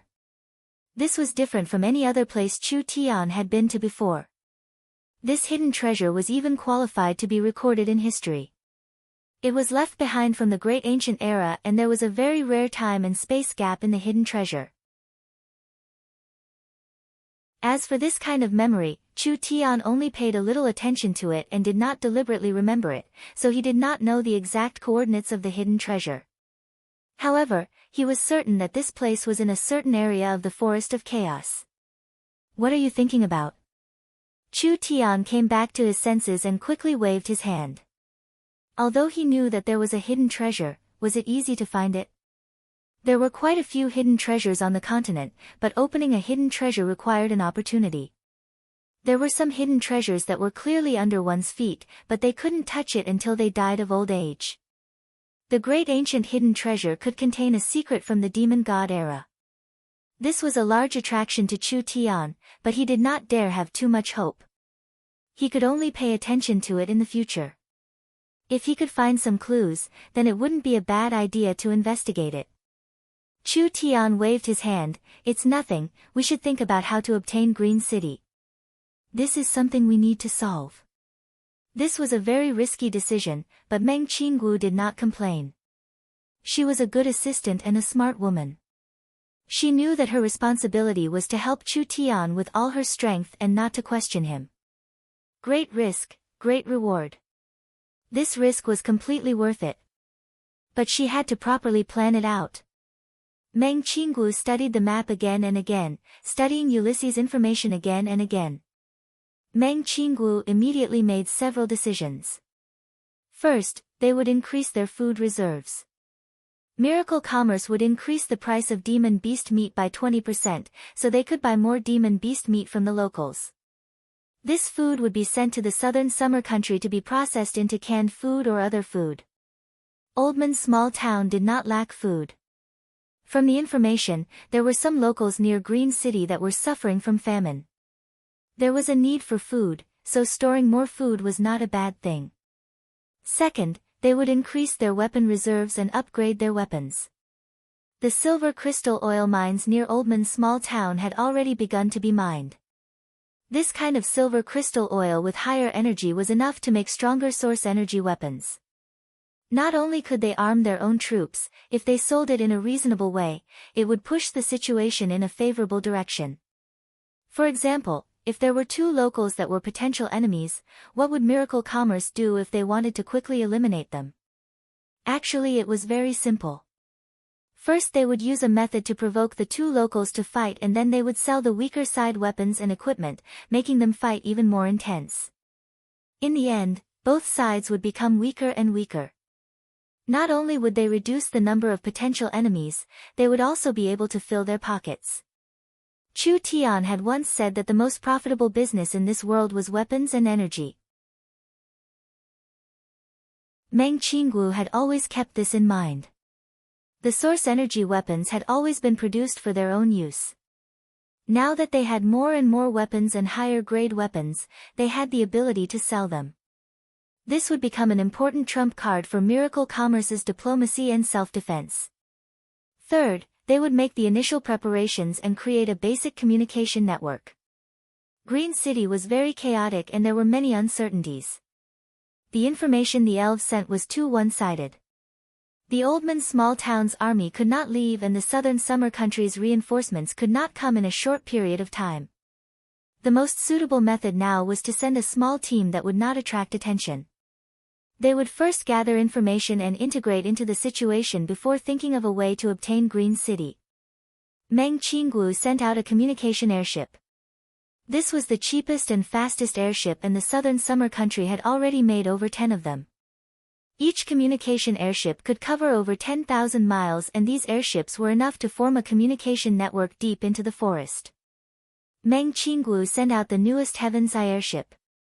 These two airships could allow Miracle Commerce to grasp information, and this was very useful in the chaotic and isolated forest. In these few days, Chu Tian did not do anything at all. He only refined large amounts of pills and gave everyone a cultivation plan, as well as leaving large amounts of spiritual knowledge for the flower fairies to study. Just one person was enough for this trip. Although Chu Tian had not reached the true spirit realm, he already had the ability to protect himself. Rather than wasting manpower, it was better to increase everyone's cultivation and prepare for Miracle Commerce's entry into Green City. After a few days, Oldman's small town was over 100 miles away. A Heaven's Net airship was parked in an open space. The entire airship was covered in reflective mirrors and the surrounding environment was reflected on it. The clean and forward-looking design made it seem like it was filled with technology. Meng Yingying asked, "How long will you be gone for this time?" "It should be around 10 days to half a month." Chu Tian was not sure about this matter. "Do you remember the task I gave you?" Meng Yingying nodded and said, "Relax, I will properly cultivate and help the flower fairies." Chu Tian was traveling alone. Although Meng Yingying was a bit worried, she was not as nervous as before. After all, she had confidence in Chu Tian, and the company had already set up a communication network, so they could contact each other at any time. If there was a need, they could even use the image transferring mirror to communicate. "There's no time to lose, I'm leaving now." This Heaven's Net airship was what Meng Qinggu wanted, so she could give Chu Tian a ride on the way. After all, the forest environment was too dangerous. If they directly passed through the forest, they wouldn't even be able to reach their destination in 10 days to half a month. Even riding a flying demon beast was not safe. The miracle airship was different. This thing could fly at an altitude of 30,000–40,000 meters. The chances of meeting demon beasts at this altitude were very small, and the airship itself was very hidden, so there was no need to worry. Chu Tian only brought the storage gourd, a sword, and a fox. That was all. This was already enough.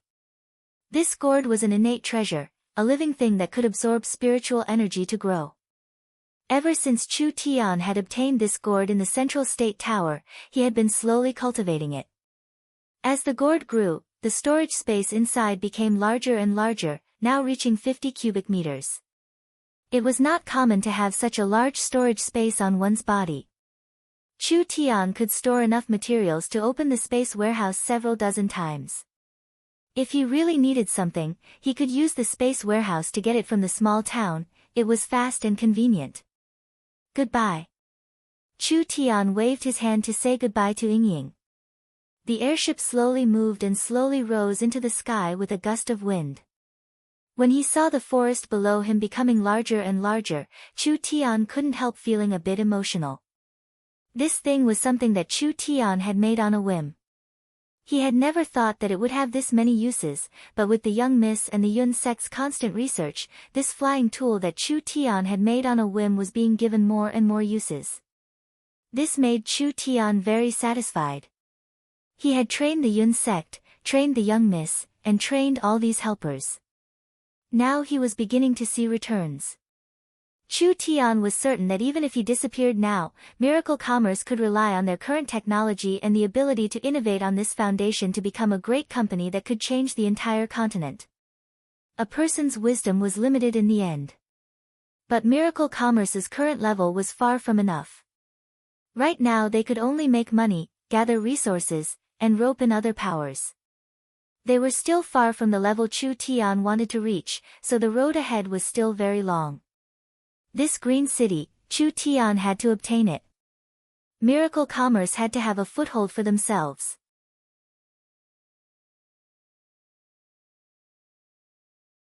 Chapter 799. Chu Tian's subordinates all had their own duties. Meng Qinggu was in charge of the company, Meng Yingying was in charge of supporting the various departments, and Nan Gongyun was the one with the strongest fighting ability, so she became the most important battle talent. Although she was only in the peak 8th awakened soul layer, she could still fight against a peak 9th awakened soul layer cultivator. But for this kind of battle talent, although it wasn't hard to jump levels, it wasn't easy to jump levels. The difference of a single realm was like the distance between heaven and earth. An awakened soul cultivator fighting a body refinement cultivator and a true spirit cultivator fighting an awakened soul cultivator, there was no suspense at all. There was not a single true spirit cultivator in Oldman's small town, so how could the marauders place them in their eyes? This human brat really didn't know what was good for him. How could he be this arrogant? This was simply seeking his own death. "You're seeking death." The marauder leader gave a few sinister laughs. "What reason do I have to not help you?" The two of them faced each other. The surging killing intent and pressure collided violently in the surrounding space, causing the others to involuntarily take a few steps back. Chu Tian's sword slightly trembled, just like a wild beast that couldn't wait to attack. This was Chu Tian's first time fighting a true spirit realm expert. Although Chu Tian was very confident, Chu Tian didn't know what kind of battle strength he could reach with his current strength. The marauder leader made a move first. A black spear turned into a black thunderbolt as it charged at Chu Tian's chest. He wanted to pierce through Chu Tian's body just like how he pierced through Nangong Yun. But this time it was even fiercer. He wanted to personally shatter his internal organs and shatter his heart. He didn't believe it. Could there be a person who could still live after having their heart shattered? He wanted to let this stupid human know what kind of ending an ant facing a fierce tiger would face. The Netherworld sword released a beautiful and dazzling sword glow. Dang! The tip of the sword and the tip of the spear collided. It was like a needle meeting an awl. The swift and fierce sword chi and spear radiance scattered in all directions like broken water droplets. The entire grassland was blown away, and the surrounding forest seemed to have experienced a storm.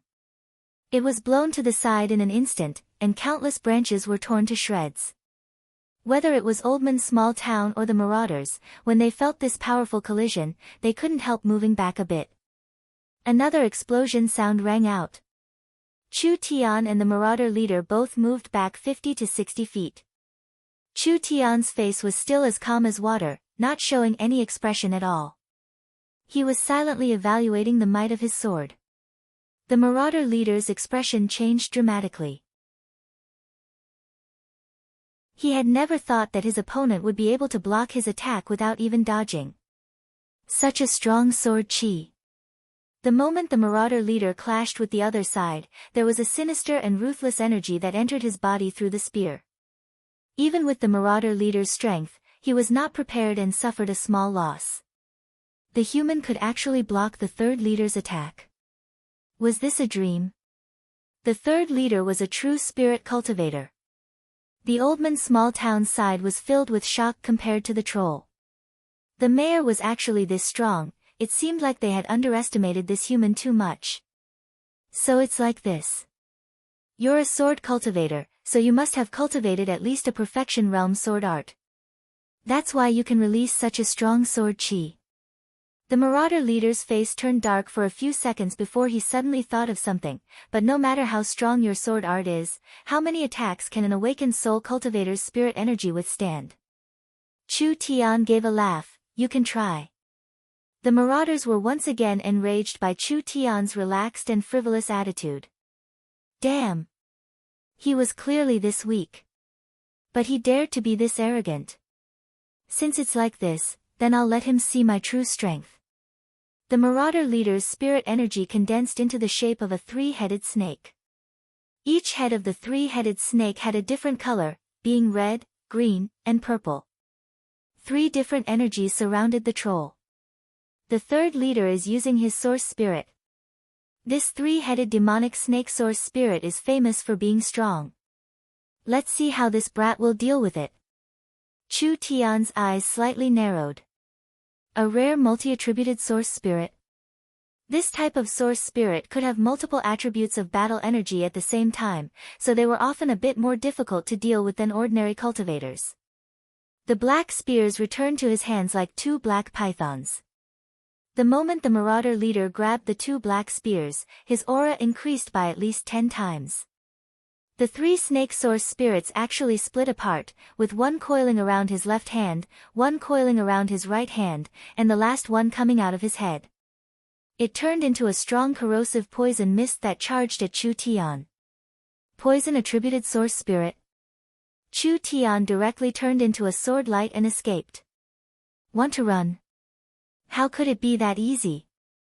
The marauder leader gave a few fiendish laughs. His legs stepped off the ground and he teleported forward, locking onto Chu Tian who was in an invisible state. Die. The 2 black spears turned into demonic snakes that attacked Chu Tian. The 2 demonic snakes that coiled around his body released their power. One of them made people feel numb and the other made them feel weak. The 2 powers intertwined with each other on Chu Tian's body, making Chu Tian feel like the air around him had turned into cement. Each of his movements felt like they were being slowed down by 1,000 pounds. Such a strange source spirit's power. Each attack of the Marauder leader would cause a negative effect, weakening the other side's resistance. Even a true spirit cultivator of the same level would be hit if they were caught off guard, not to mention an awakened soul cultivator. Awakened soul cultivators could not resist the numbness and weakness of the demonic snakes at all. Most awakened soul cultivators would lose all resistance the moment they attacked. Sword. The demon god's sword source spirit soared into the sky. Chu Tian borrowed the power of the demon god's sword to scatter the energy enveloping him, giving him a short moment to catch his breath. The netherworld sword merged with the demon god's sword's destructive power, and the blue and white sword glow turned purple and black. Its strength had doubled and its destructive power had increased by 10 times. Netherworld Ghost Slash. Chu Tian did not hesitate for half a second as he slashed out with his sword. The burning netherworld sword slammed into the two demon snakes. The raging flames and destructive energy completely disintegrated the power of the demon snakes. With a loud explosion, the two sides once again bounced off each other. Evenly matched again. Both sides released their source spirits. Chu Tian used a single slash to scatter the Marauder leader's source spirit. From this point, it could be seen that Chu Tian had the upper hand in this exchange. The Marauder leader's face was filled with shock and anger, even flying into a rage. "Damn, I want to see how long you can last."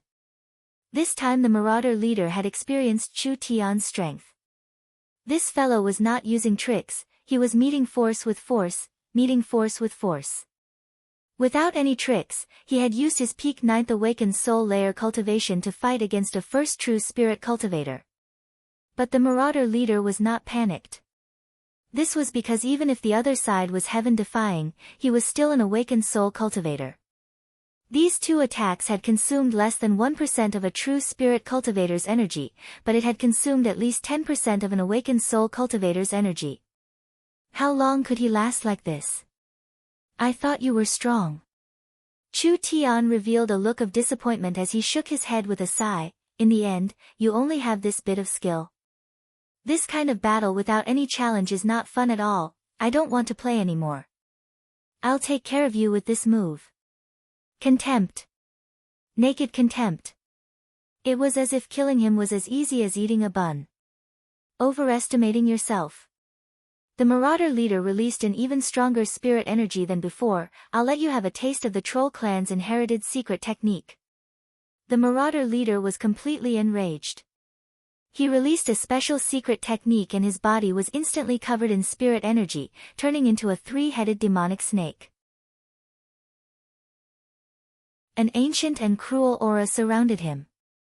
The troll used his source spirit to its peak, increasing the effect of his source spirit by 10 times. Flame Demon Transformation. The moment the Marauder leader released the secret technique, Chu Tian's body began to burn. The raging flames turned him into a fierce and terrifying flame demon. In an instant, he suddenly disappeared. Chu Tian charged forward with a speed several times faster than before. The Marauders were barely able to lock onto Chu Tian and a strong slowing and curse power fell onto Chu Tian's body. Even for a true spirit cultivator, this power was enough to make them unable to move for a while. He did not believe that Chu Tian could break it. As expected, Chu Tian was forced to stop. His body burned as he stood in the air, unable to move forward at all. The chance was here. Immediately kill him. The Marauder leader roared out as it prepared to attack. He never would have thought that the flames on Chu Tian's body would suddenly grow stronger. A flame separated from his body and turned into an identical flame demon that also held a burning sword in its hand. This flaming demon then turned into 2, 2 into 4, 4 into 8. The Marauder leader was instantly surrounded by 8 flame demons in the flame demon transformation state. This is... The Marauder leader was filled with fear. This was not an illusion, each flame demon had gathered a strong power and he couldn't tell which one was the main body. Netherworld Clone Slash. The 8 figures disappeared at the same time. Countless dazzling sword lights formed a giant net that instantly tore apart the bandit leader's body. With an unstoppable momentum, the bandit leader was torn to pieces. Instant kill. Instant kill. The marauder leader did not have any room to resist at all. The Netherworld Clone Slash was the Netherworld Flame Sword's Perfection Realm's final killing move. It allowed Chu Tian to instantly create clones, and each clone could use 100% of the main body's full strength slash. This was equal to duplicating his strength by several times and releasing it all at once. Adding in the Flame Demon transformation secret technique, even a true spirit expert could not block it. The third leader is dead. The other marauders were all stunned. They never would have dreamed of this kind of result. After Chu Tian killed a true spirit cultivator, he had consumed quite a bit of energy. He immediately took several pills to recover before giving an order: kill them all. Before the trolls could react, the source energy weapons were raised and the wild storm of source energy bullets instantly filled the forest. The trolls did not have any way to fight back against this dense and terrifying attack. When they experienced the might of the source energy crisis, they finally realized Oldman's small town's true strength. It was already too late. These fellows were destined to die here. Chu Tian said, "The marauders will react soon.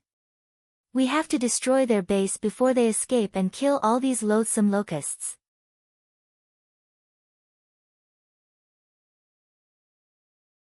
Chapter 800. Chu Tian sat on the airship, maintaining a stable speed at 40,000 meters in the air. The entire cruising speed was very calm, not shaking at all in the past 2 days. He either watched the scenery and ate to pass the time, or he used the image-transferring mirror to talk to Yingying and the young miss to pass the time. The airship's design was very perfect. There was only one thing he was not satisfied with. It was too slow. Of course, the speed was relative. It had to be known that the place the airship passed in 2 days, it would take at least 10 days for a fast horse to travel in a straight line. The forest of chaos terrain was very complex and it was not flat. There were all sorts of hidden dangers and normal horses and demon beasts like leopards would find it hard to pass through. Even a level 2 flying mount would need at least a week to travel this far. Compared to this, could the airship still be called slow? Not to mention that the airship had an advantage that no mount could compare to, which was its incomparable safety. This was because the airship's safe cruising altitude was around 30–40,000 meters, the air here was very thin compared to the ground. Even if those demon beasts that relied on their wings used 10 times their strength, they still wouldn't be able to fly at half their normal speed, or they might not even be able to fly at all. But for the airships, because the air density was reduced, the resistance and turbulence were reduced, allowing them to move faster and more stably. Only giant dragons and flood dragons could rely on yuan qi or special powers to soar at such a high altitude. However, there were very few of these legendary creatures on the entire continent. In this tens of thousands of kilometers of air, the chances of encountering one were so minuscule that it was almost negligible. "Chairman, we're almost there. This is already the airspace around Green City. Because we don't understand the terrain below, we can't land for safety reasons, so we can only trouble the chairman to land." The Griffin Knights in charge of the airship opened a cabin door for Chu Tian. This was the stable for the Griffins and the cabin door was right in front of him. When he looked through the transparent crystal glass, he could see that the entire sky was blue and white. This was different from the blue sky on the ground. It was because this plane was a round or oval space and time domain. From a creator's point of view, it was just a large bubble of independent time and space energy, but there was a large amount of matter inside this bubble. The heavy and turbid matter formed a vast continent at the bottom, and the light and vast energy gathered at the top to form the sun, air, and etc. Since ancient times, no one could measure the thickness of the earth, and of course no one could accurately measure the height of the sky because the concept of space and time surpassed the fourth dimension. This was an abstract concept for living beings that lived in a three-dimensional environment. People could not perceive the entire space and time structure, just like how people in paintings could not perceive the three-dimensional world. Light, thunder, these positive energies all gathered at the top of the sky. Darkness, death, these negative energies settled under the earth. The normal elements of wind, fire, water, and earth filled the entire space. This was the basic model of the world that Chu Tian understood. This world was incomparably complex and vast, but it was ruled by the same law in the end. There's no need for a mount. I'll directly go down. Chu Tian refused to ride on the griffin. He slapped open one of the external cabin doors, looked down at the vast land beneath his feet, and directly leapt down. Several griffin riders cried out in shock, but it was already too late to stop him. Chu Tian spread his limbs and fell to the ground like a meteor. Mounts were unnecessary. He hit the clouds at an extremely fast speed, and when the clouds passed by him, it was like smooth silk brushing against his body. The entire earth continued to expand in his field of vision. Almost there. Chu Tian took out a talisman and slapped it on his body. His weight seemed to suddenly decrease as he fell to the ground like a leaf.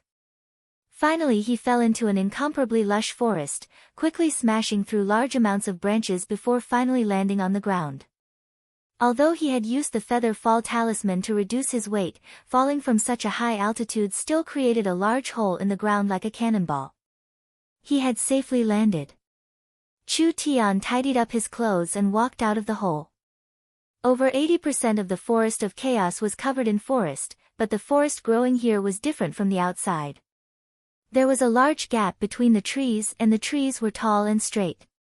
The tree trunks were thick and solid, being as hard as steel. This place was filled with spiritual energy, and even the most ordinary plants would undergo quite a bit of change. Chu Tian estimated the direction. This place was around the northwest of Green City, at least 200 kilometers away. However, Chu Tian did not care about this because he did not plan on entering Green City. The main goal of this trip was to gather information. When Chu Tian was prepared to leave, the little fox came out and called out, "Zhi, Zhi." Chu Tian immediately stopped. The little fox's perception was more sensitive than his, so it could sense danger before Chu Tian. Almost at the same time, there was a sense of danger that enveloped him.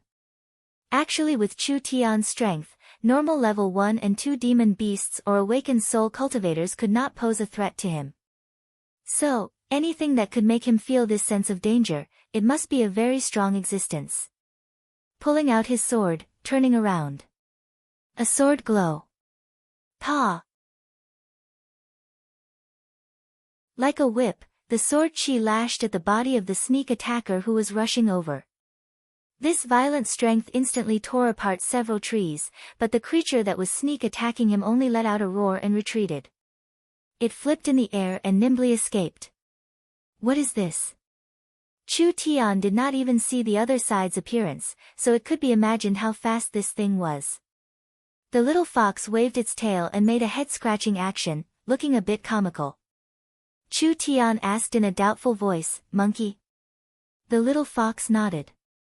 This monkey that could block Chu Tian's sword, perhaps it was not a simple monkey. The little fox took out its eyeball and used it to scan its surroundings. The little fox's eyes lit up and it immediately called out to Chu Tian to run. Too late. Sharp and angry howls rang out from all directions. Chu Tian's brows jumped up. Did he just fall into a monkey's nest? Countless white silhouettes shot out. These monkeys moved at a speed not inferior to the speed of sound. Thus, when the monkeys' cries rang in their ears, several agile and vigorous afterimages disappeared and flashed several times, and they had already directly arrived in front of them. A milky white claw glow flew through the air. Chu Tian quickly used his sword to block in front of him. Those 4-5 claw glows released a strong energy that forced Chu Tian back several steps, but Chu Tian's reaction was very fast. He immediately chased after it with a backhand slash. The Netherworld sword released a sword chi that was even stronger than before. The monkey was sent flying into a tree by the sword chi and it instantly shattered the tree. The monkey was covered in blood and its fur was ignited by the Netherworld flame, but it did not immediately die. It rolled around on the ground as it tried to extinguish the Netherworld flame on its body. Chu Tian's sword chi could easily tear apart iron. Not only was this kind of monkey not split into two after suffering a head-on attack, it was actually able to jump around and struggle on the ground. Such a strong defense and the size of the rice grains was very surprising. These monkeys could reach the speed of sound, but they didn't make a single sound as they moved. It was like they had practiced a very high-level movement technique, and the claw glow they released was a martial skill. It was fine if there were only one or two of these powerful monkeys. However, once there were many of them, even a high-level true spirit realm expert wouldn't be able to escape. Now that the forest was filled with shadows, there were at least several dozen of them surrounding them. It was probably because Chu Tian's sword strike had deterred these monkeys, so they just stood in the forest baring their teeth and didn't come closer. This gave Chu Tian a chance to see the true faces of these monkeys. The monkeys were ash gray and were around a meter tall. Although they weren't big, they were very agile and their bodies were covered in a white glow. Several of the monkeys jointly spat out a cloud of white essence chi. This cloud of essence chi was like a cloud that enveloped the burning monkey's body. The netherworld fire that was burning brighter and brighter was immediately extinguished. After a while, the monkey stood up again. Its skin was completely burnt and it looked a bit funny. However, it was still showing its teeth and seemed to be very spirited. Chu Tian was a bit shocked seeing this. They could actually heal each other. Chu Tian had never seen this kind of demon beast before, but from the strength they displayed, even if these monkeys weren't in the true spirit realm, they were at least in the 8-9th awakened soul layer. They also had extraordinary speed and iron bones. Adding in the fact that they were demon beasts that lived in groups, it was much harder to deal with them. They really were worthy of being in the depths of the forest of chaos. This random group of monkeys was already this hard to deal with. If they met a super fierce beast, Chu Tian's life would end here. There was no other way. He could only waste a bit of energy. The demon god's sword source spirit soared into the sky. Chu Tian gave a low roar as flames surrounded his body, instantly entering the flame demon transformation state. Chu Tian was only in the peak 9th awakened soul layer, but his cultivation instantly rose to the level of a true spirit cultivator. These monkeys were very fast, but with the flame demon transformation and the netherworld sword art, Chu Tian was not afraid at all. These spirit monkeys could clearly smell danger. They all tensed up as they roared out while baring their teeth. It seemed like they wanted to go all out against Chu Tian. Stop! A voice came from the depths of the forest. When these monkeys heard this voice, they all withdrew their killing intent and retreated. Chu Tian was slightly taken aback when he saw this. Could it be that this wasn't a magical beast lair and these monkeys were raised by someone? Several people came out of the forest. When they saw Chu Tian, their eyes were filled with a bit of caution.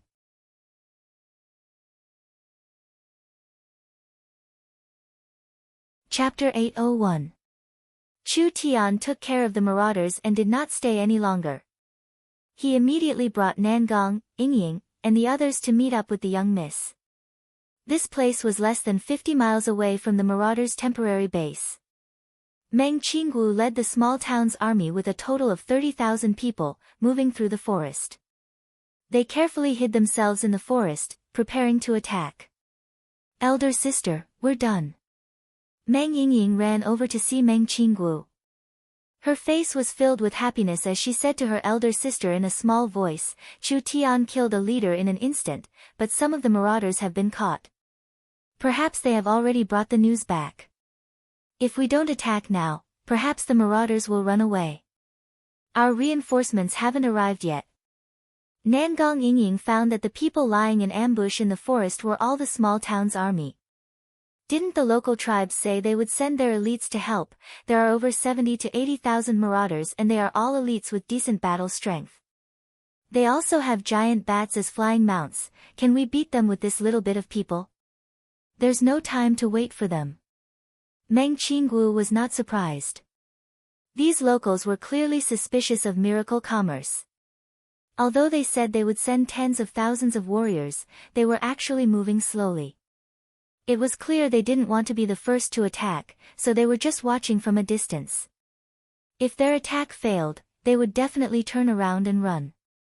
They wouldn't risk offending the marauders to help Miracle Commerce. Of course, if their attack succeeded, they might come and help. No matter what. Chu Tian didn't care at all. If he relied on these fellows, he wouldn't be able to fight this battle.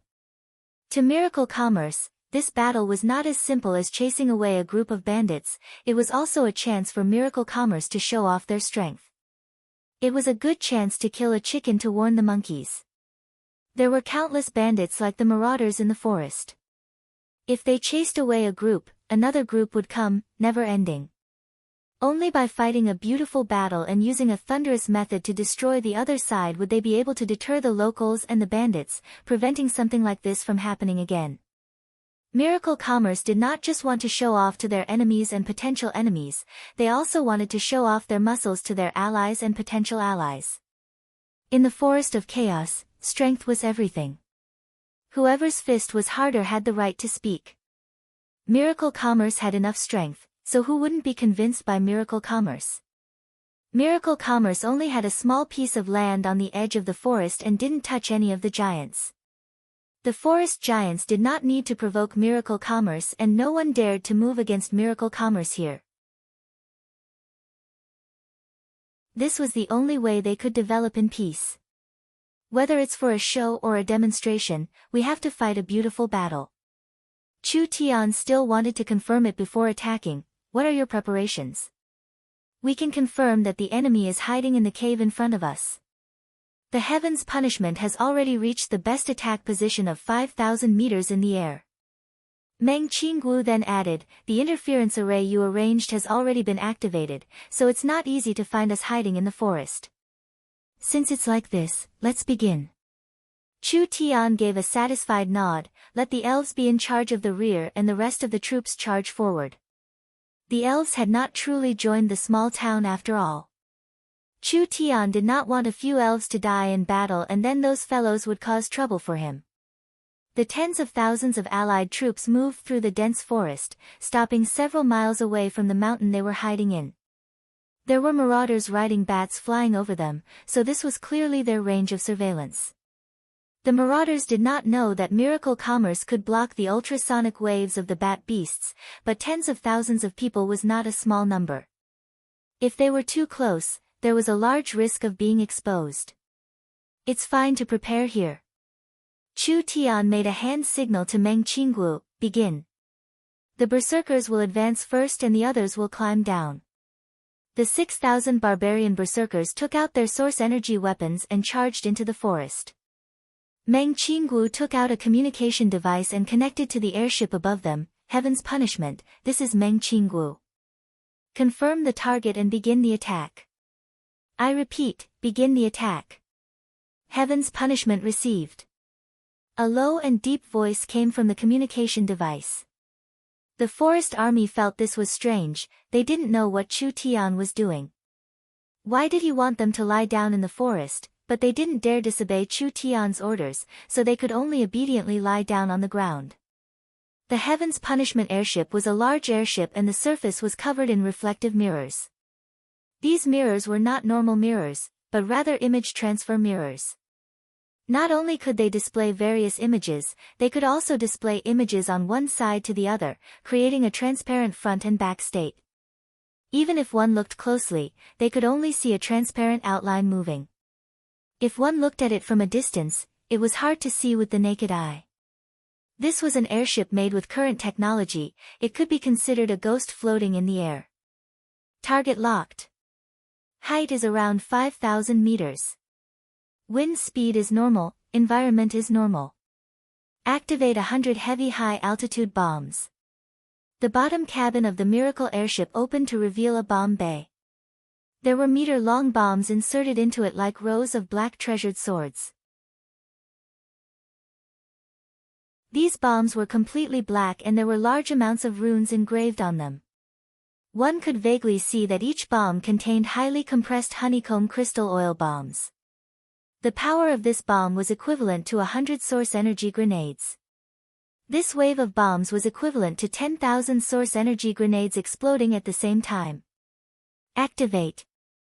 These long sword-like heavy bombs were activated and the runes on their surface lit up. It was like they were moved by something, and with a pu sound, they instantly left the airship's bomb bay. They fell to the ground like meteors. This kind of speed was very fast. This was the speed of a falling body. Because each bomb was covered in gravity runes, as long as the runes were activated, the weight of the bomb would increase by several dozen times, so each bomb would be incomparably heavy. Because of the air resistance, their acceleration would increase, so they could fall without being blown away by the wind. More than 100 bombs fell from the vast sky, but it was actually very inconspicuous. It was like more than 100 small stones smashing into a mountain. However, when these inconspicuous black dots touched the mountain, Hong! The entire forest began to tremble as large amounts of light and heat were released. A terrifying cloud of energy soared into the sky and the entire mountain was shaken to pieces, almost shattering to pieces. The surging streams of air surged forward, tearing the surrounding forest to pieces. The first wave of bombing is over. The deviation is less than 5%. Adjust the position, the second wave is 500 bombs. This first wave was just testing the waters. The second wave was over 500 bombs and the explosive power was several times stronger than before. When they landed on the mountain at the same time and exploded, the dazzling light even covered the sun in the sky. The small town's army and the locals that were watching in the distance were all stunned by this magnificent and terrifying scene. They finally understood what it meant to crumble mountains and crack the earth. What made their blood run cold was that they couldn't understand what was happening at all. It was like an incomparably terrifying explosion had appeared out of nowhere. The third wave of bombing. This time it was 1,000 bombs. The entire majestic mountain had been bombarded 3 times and almost half of it had collapsed. Flames covered the surrounding forest and the ground was scorched black. The shockwave spread for 10 miles and all the trees were uprooted, losing all signs of life. Even the air was incomparably scorched as it was completely covered in charcoal and ashes, making one's vision blurry. Heaven's Punishment's mission is complete. Currently retreating from current altitude. The Heaven's Punishment airship's weapons had all been released. Therefore they immediately retreated and were currently returning to a safe altitude. This fast and powerful attack was definitely very sudden. If they were at the center of the explosion, even a high-level true spirit cultivator would find it hard to retreat unscathed. The marauders were not prepared at all and suddenly suffered this kind of intense bombardment. The casualties were at least 50 to 60% and this was already an optimistic estimate. This large group of marauders had not even started fighting and they didn't even know what had happened, but they had already been destroyed by miracle commerce. Everyone charge! Kill all the marauders! Chu Tian took out a loudspeaker and loudly shouted, "This is the result of offending my miracle commerce." The tens of thousands of soldiers of the Allied armies saw miracle commerce's miraculous methods and their morale was greatly boosted.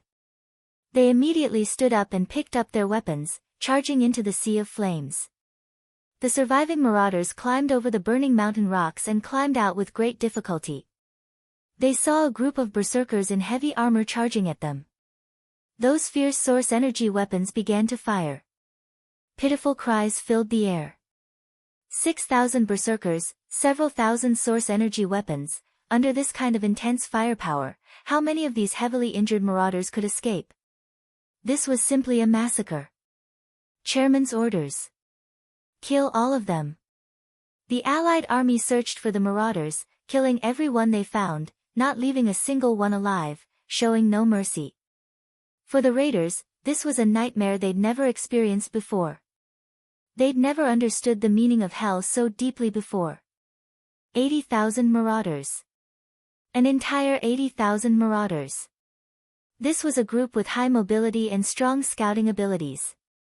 Although they couldn't control a region, they had run amok in the forest for many years and had never been truly destroyed before. Now they had been destroyed in just a few short minutes.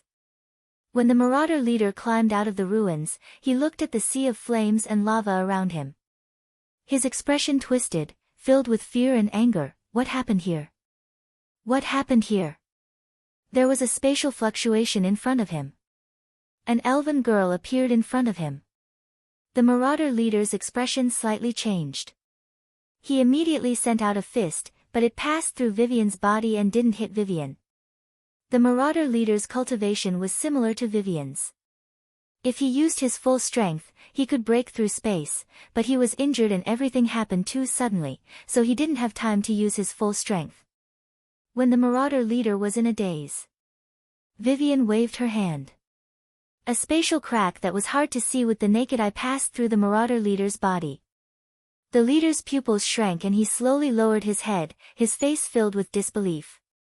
He saw that his body had been cut open from the middle, slowly separating. The cut was smooth and neat, making his hair stand on end. No. This couldn't be real. This was most likely a dream, a nightmare. The marauder leader couldn't believe what had happened until he died. After all, not long ago he was drinking and celebrating with his brothers in the cave. This earth-shattering change happened in a flash, no one could believe it. The leader is dead. It's over, the marauders are finished. The marauder leader had been killed by Vivian, the second leader had been killed by the airship, and the third leader had been killed by Chu Tian in the forest. Almost all the high-level leaders had died, so the surviving marauders naturally collapsed. How could they still dare to fight? There was no suspense in this battle, it was a pure slaughter.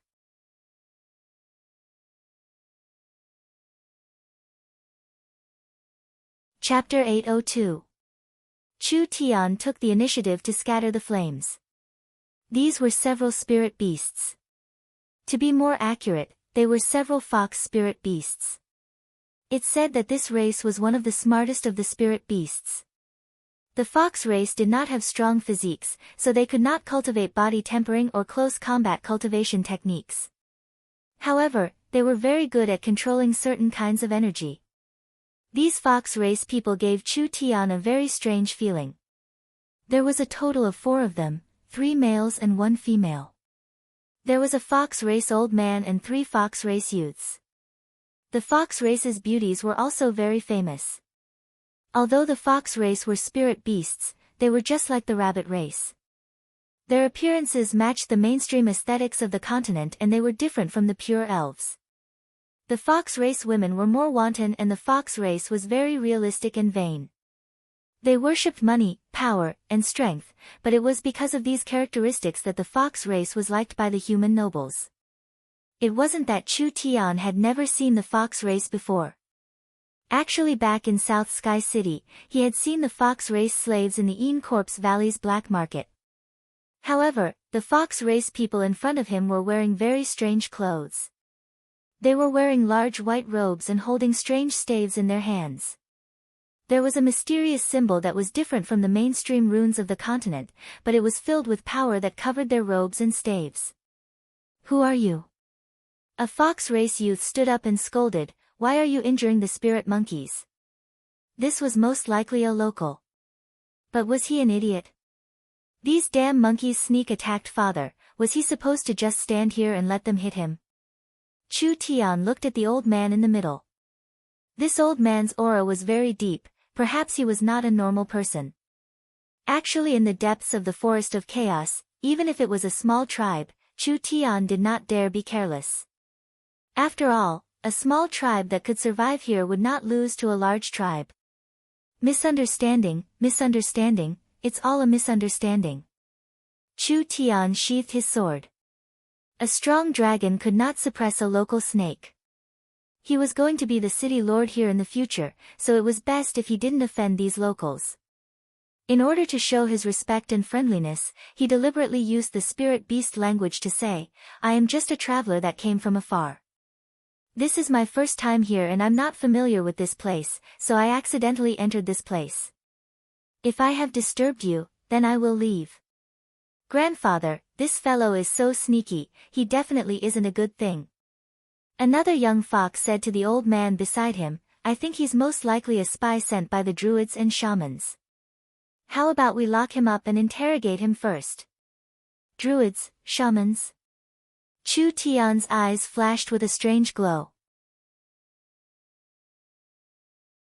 He had seen these two terms in ancient texts, but he never thought that he would see them one day. This made Chu Tian a bit surprised. But these ancient sects, did they still exist in this era? The old fox man clearly saw Chu Tian's strange gaze. How could a foreign traveler know about the druids and shamans? Don't you feel like you are trying to cover it up? This was really a misunderstanding. The current situation is very tense. I would rather kill the wrong person than let them go. The old fox man gave an order to the fox woman beside him in a low voice. Dolores, you go and capture him. The oldest of the three young fox youths, as well as the only female among them, walked out. This woman had a full figure and a head full of silver white hair. She looked around 24 or 25 years old in a human's age, just in the middle of growing mature. The fox race's unique charm made her look even more enchanting. This really is a misunderstanding, you don't need to be this nervous. Chu Tian looked like he had a headache. I don't like hitting women. Dolores did not waste any words and took out a bottle filled with incantations from her chest. Chu Tian could not recognize the strange incantations, but from the style, it seemed to be quite ancient. Perhaps only the young miss could see through it. But what attracted Chu Tian's attention was not the incantations on the bottle, but rather the thing inside the bottle. It was a ball of purple soul energy. A small bottle could contain soul energy. These natives' skills weren't bad. Dolores held the bottle with both hands and devoutly said, "Great demonic god, please listen to my call and bestow me with great power." The small bottle quickly lit up and Chu Tian knit his brows. This was the first time he had seen a move that even he could not understand. The bottle cap was suddenly pushed open by a burst of energy. The soul dispersed evenly into the air, and Dolores seemed to be focusing on elemental energy inside. The originally transparent soul body was like an empty water bottle that was suddenly filled, and it finally transformed into a huge green creature. It landed on the grass, and a wave of fiendish aura pervaded the air. This was a 6-meter-tall praying mantis. It looked like it had material form, but it was not a spirit or a real-life form. It just existed in a special form between the two. Chu Tian was stunned. Soul secret technique? Undead secret technique? No, it didn't seem like it. What kind of strange move was this? While Chu Tian was in a daze, the mantis waved its arms and two green energy blades quickly flew out. Wherever they went, two deep marks appeared on the ground.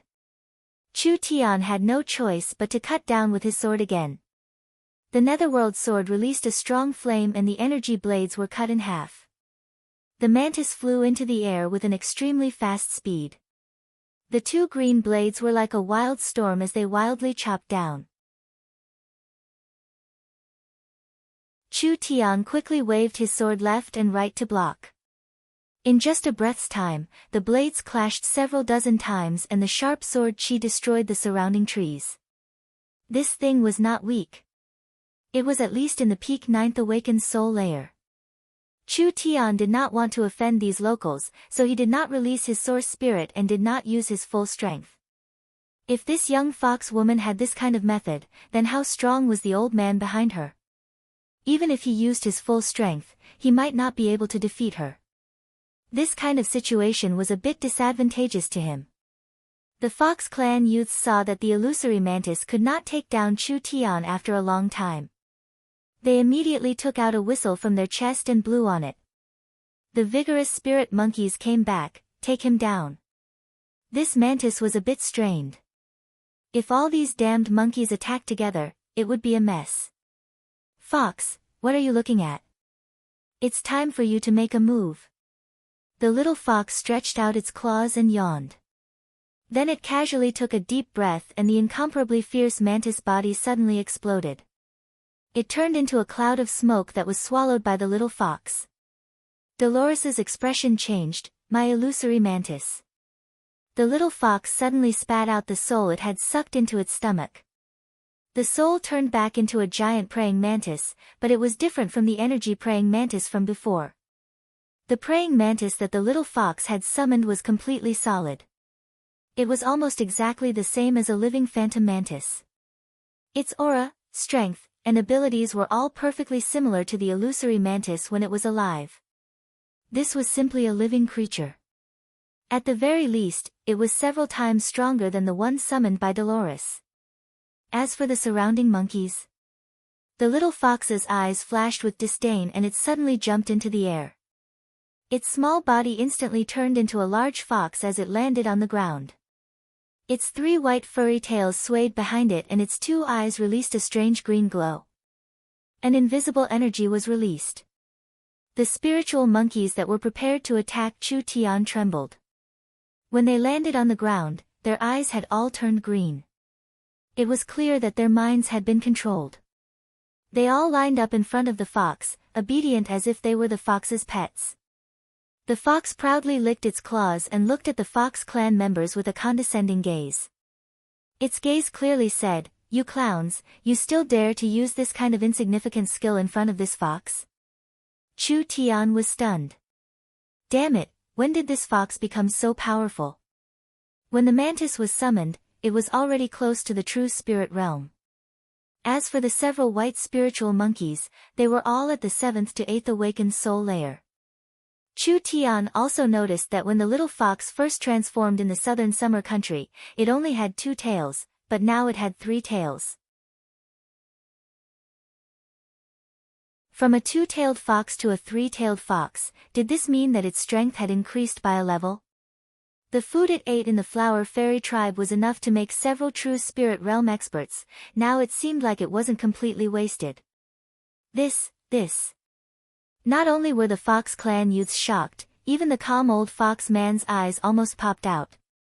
He shouted with a face filled with excitement, "Demonic God, it's the demonic God, it's the great demonic God." The old fox man excitedly kneeled down. The 3 Fox clan youths also had shocked expressions on their faces. This mysterious fox's strength and appearance was very similar to the legendary king of 10,000 demons. Could it be that the demonic god had returned to this world? The little fox's eyes were filled with suspicion. It did not know what these fellows were doing. Quickly go. Immediately inform the others to welcome Sir Demonic God. With the demonic god's descent, our sect will prosper. After a few minutes, several thousand Fox clan members wildly ran out. When they saw the little fox, they all knelt down on the ground and shouted, "Long live the demonic god," their faces filled with devotion. The little fox did not understand what was happening at first, but with its intelligence, how could it not understand? These fellows clearly worshipped it. Since they worshipped this fox, how could this fox not accept it? The old fox man excitedly said, "We didn't know that the demonic god had descended, we have offended you. We ask the demonic god to forgive us." These Fox clan members all looked at it with fanatical expressions. The little fox gave a snort, not used to this kind of scene. Chu Tian did not understand what was happening, but these Fox clan spirit beasts seemed to worship this damn fox, so it saved him some energy. He immediately walked forward and said, Everyone, I've already said that this was a misunderstanding. Since this damn fox, this demonic god is someone you know, that means we are not enemies. Right. Quickly invite the demonic god into the temple. We will use all of our clan's power to worship the demonic god." The little fox was surrounded by a group of Fox clan members as it swaggered away, leaving Chu Tian to stare at it from the side. His impression of the Fox clan was one of the smartest races on the continent. They did business and were very shrewd, but these Fox clan members were all idiots. How did this damn fox look like a dog fart demonic god?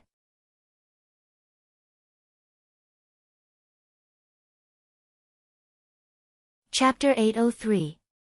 The Bear Tribe, the Wolf Tribe, the Orcs, the Ogres, and the other locals of Oldman's small town, when they arrived at the battlefield, the battle had already ended.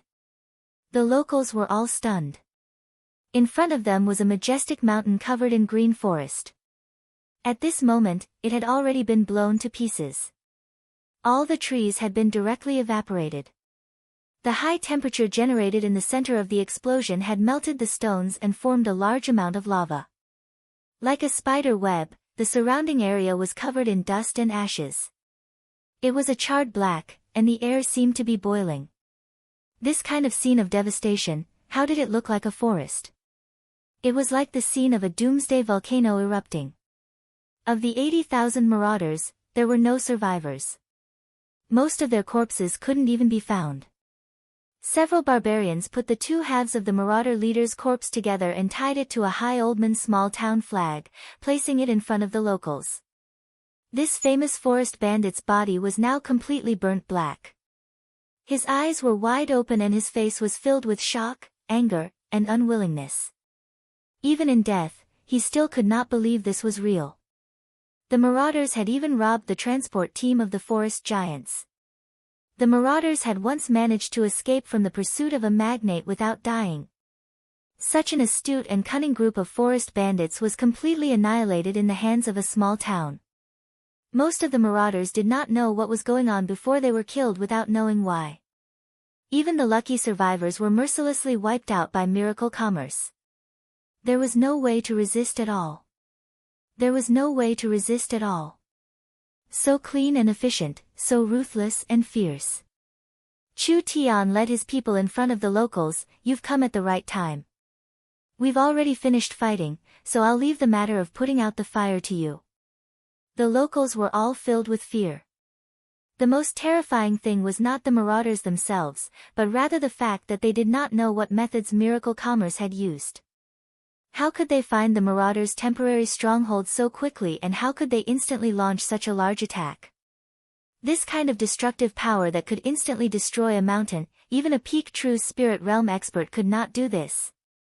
So miracle commerce's methods were not something these locals could imagine. They could only be glad that they did not provoke the other side, otherwise the ones that would have been blown to pieces would have been their tribes. The locals were filled with fear, not daring to look straight at them. They could only obediently bow down. Chu Tian looked over these fellows and knew that these fellows had already submitted to Miracle Commerce's strength. If Miracle Commerce wanted them to do anything in the future, would they dare not do it? Alright, I'll leave the cleanup to you and also see if there are any spoils of war left behind. Chu Tian had destroyed this large-scale bandit organization, but it was as easy as cutting a piece of wood. It was just a small matter that was not worth mentioning. We're done. Yes. The small town's army began to retreat. There were only locals with faces filled with fear. What are you staring at?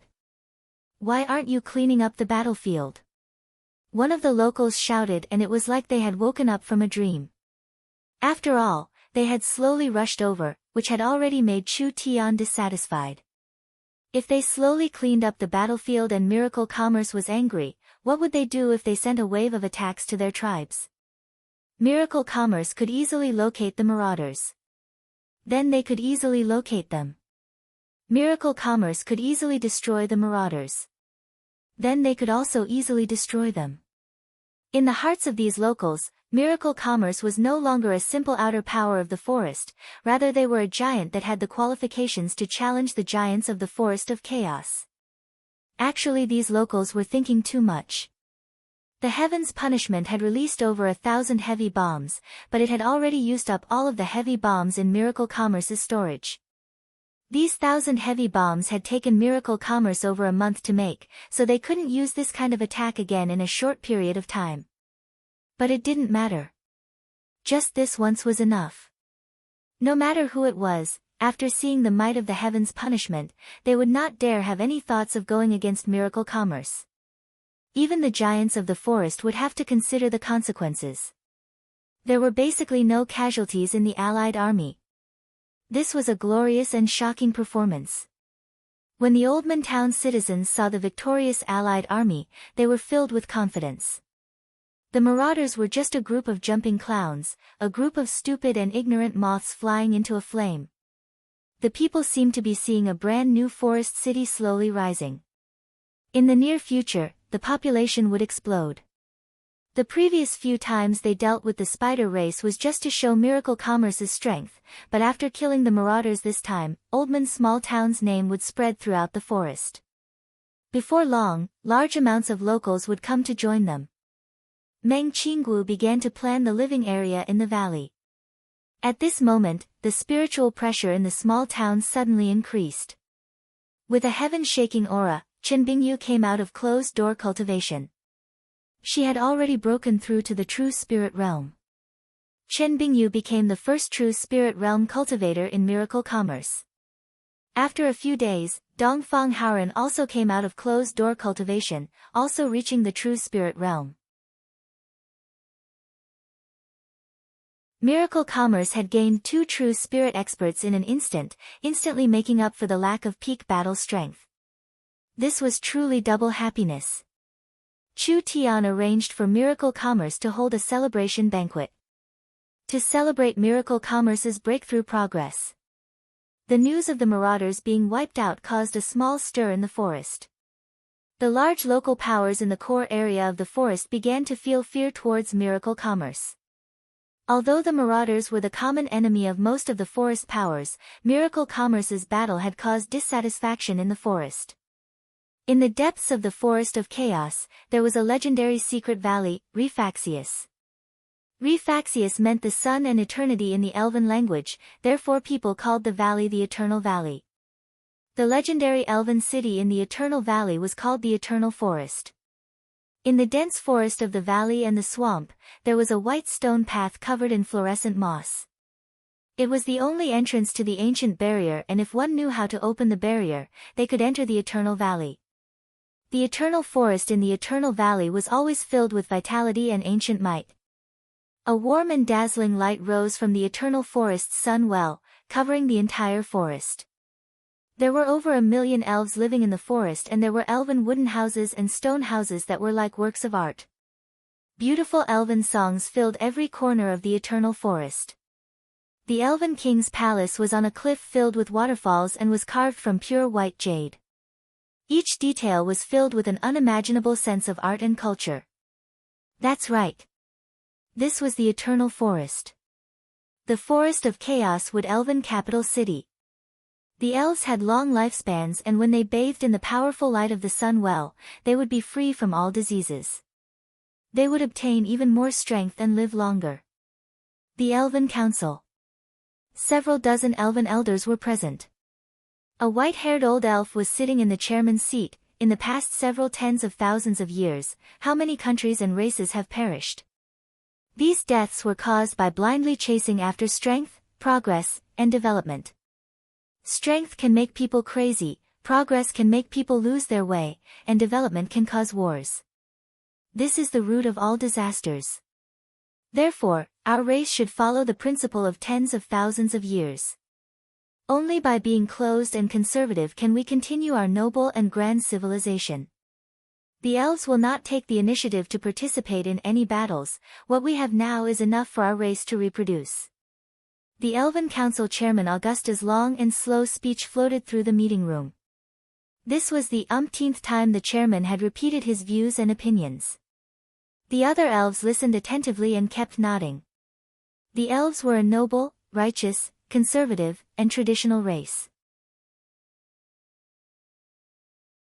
They were confident that they were the strongest race on the continent. How could those aggressive spirit beasts and lowly humans compare to the elves? Countless histories had told the elves that war was destruction, so the elves would never take the initiative to start a war. The elves had to follow the tens of thousands of years of tradition, remaining closed off from the world. Only like this could they not be tainted by the secular world on the continent. The Elven King was sitting next to Augusta. The Elven King looked like a human in his 40s. He had the handsome face of every male elven, but his face was angular and lacked the femininity of the elves. It was as if it was carved by the continent's most outstanding sculptor. Every inch of his skin was as exquisite as jade, and every pore seemed to contain essence. From head to toe, every inch of his body was perfect. He was a work of art that was as natural as the heavens. He knew that Augusta was indirectly scolding him again. Recently, the Elven King had taken over a forest city without the council's knowledge. This matter had already made most of the conservative members of the council dissatisfied. The elves were a noble and elegant race. How could they take the initiative to take over a city?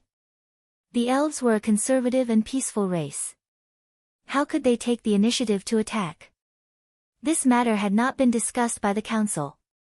The elven king's actions had broken the traditions of the elves, so there was a large disagreement among the elves regarding how to deal with this city. According to the customs of the elves, once there was a disagreement, they would need to repeatedly discuss it. It would be as short as 1-2 years and as long as 10 to 20 years. Finally, when there was nothing left to debate, this matter would be settled. After this long, even if this forest city was not barren, it would have already been occupied by others. The elven king felt very helpless about this. He even knew that this city had a strategic value to the elves. Not only could it consolidate the elves' position in the Forest of Chaos, it could also be used as a channel for the elves to connect to the outside world. The elves were too closed off. When the rules became shackles, the elves were still proud of this. It was helpless. The elven king was only a king, and the elven king did not have absolute power. There was another matter that happened recently. The speaker indignantly said, "It was that human you let go. He brought people to cause trouble in the forest and actually used killing a group of bandits as an excuse to burn several dozen miles of the forest." What? This is truly too hateful. The flowers, grass, and trees are all innocent. How could they destroy nature just to kill a group of bandits? This is truly a despicable and immoral method. You're tuning into the Blissful Bookshelf YouTube channel. We're so grateful for your support, and don't forget to subscribe to join us on this incredible journey through captivating stories. Your generosity through donations truly makes a world of difference, as it's the primary source of revenue that allows me to expand and enhance this channel for you. Thank you from the bottom of my heart for being a part of this adventure.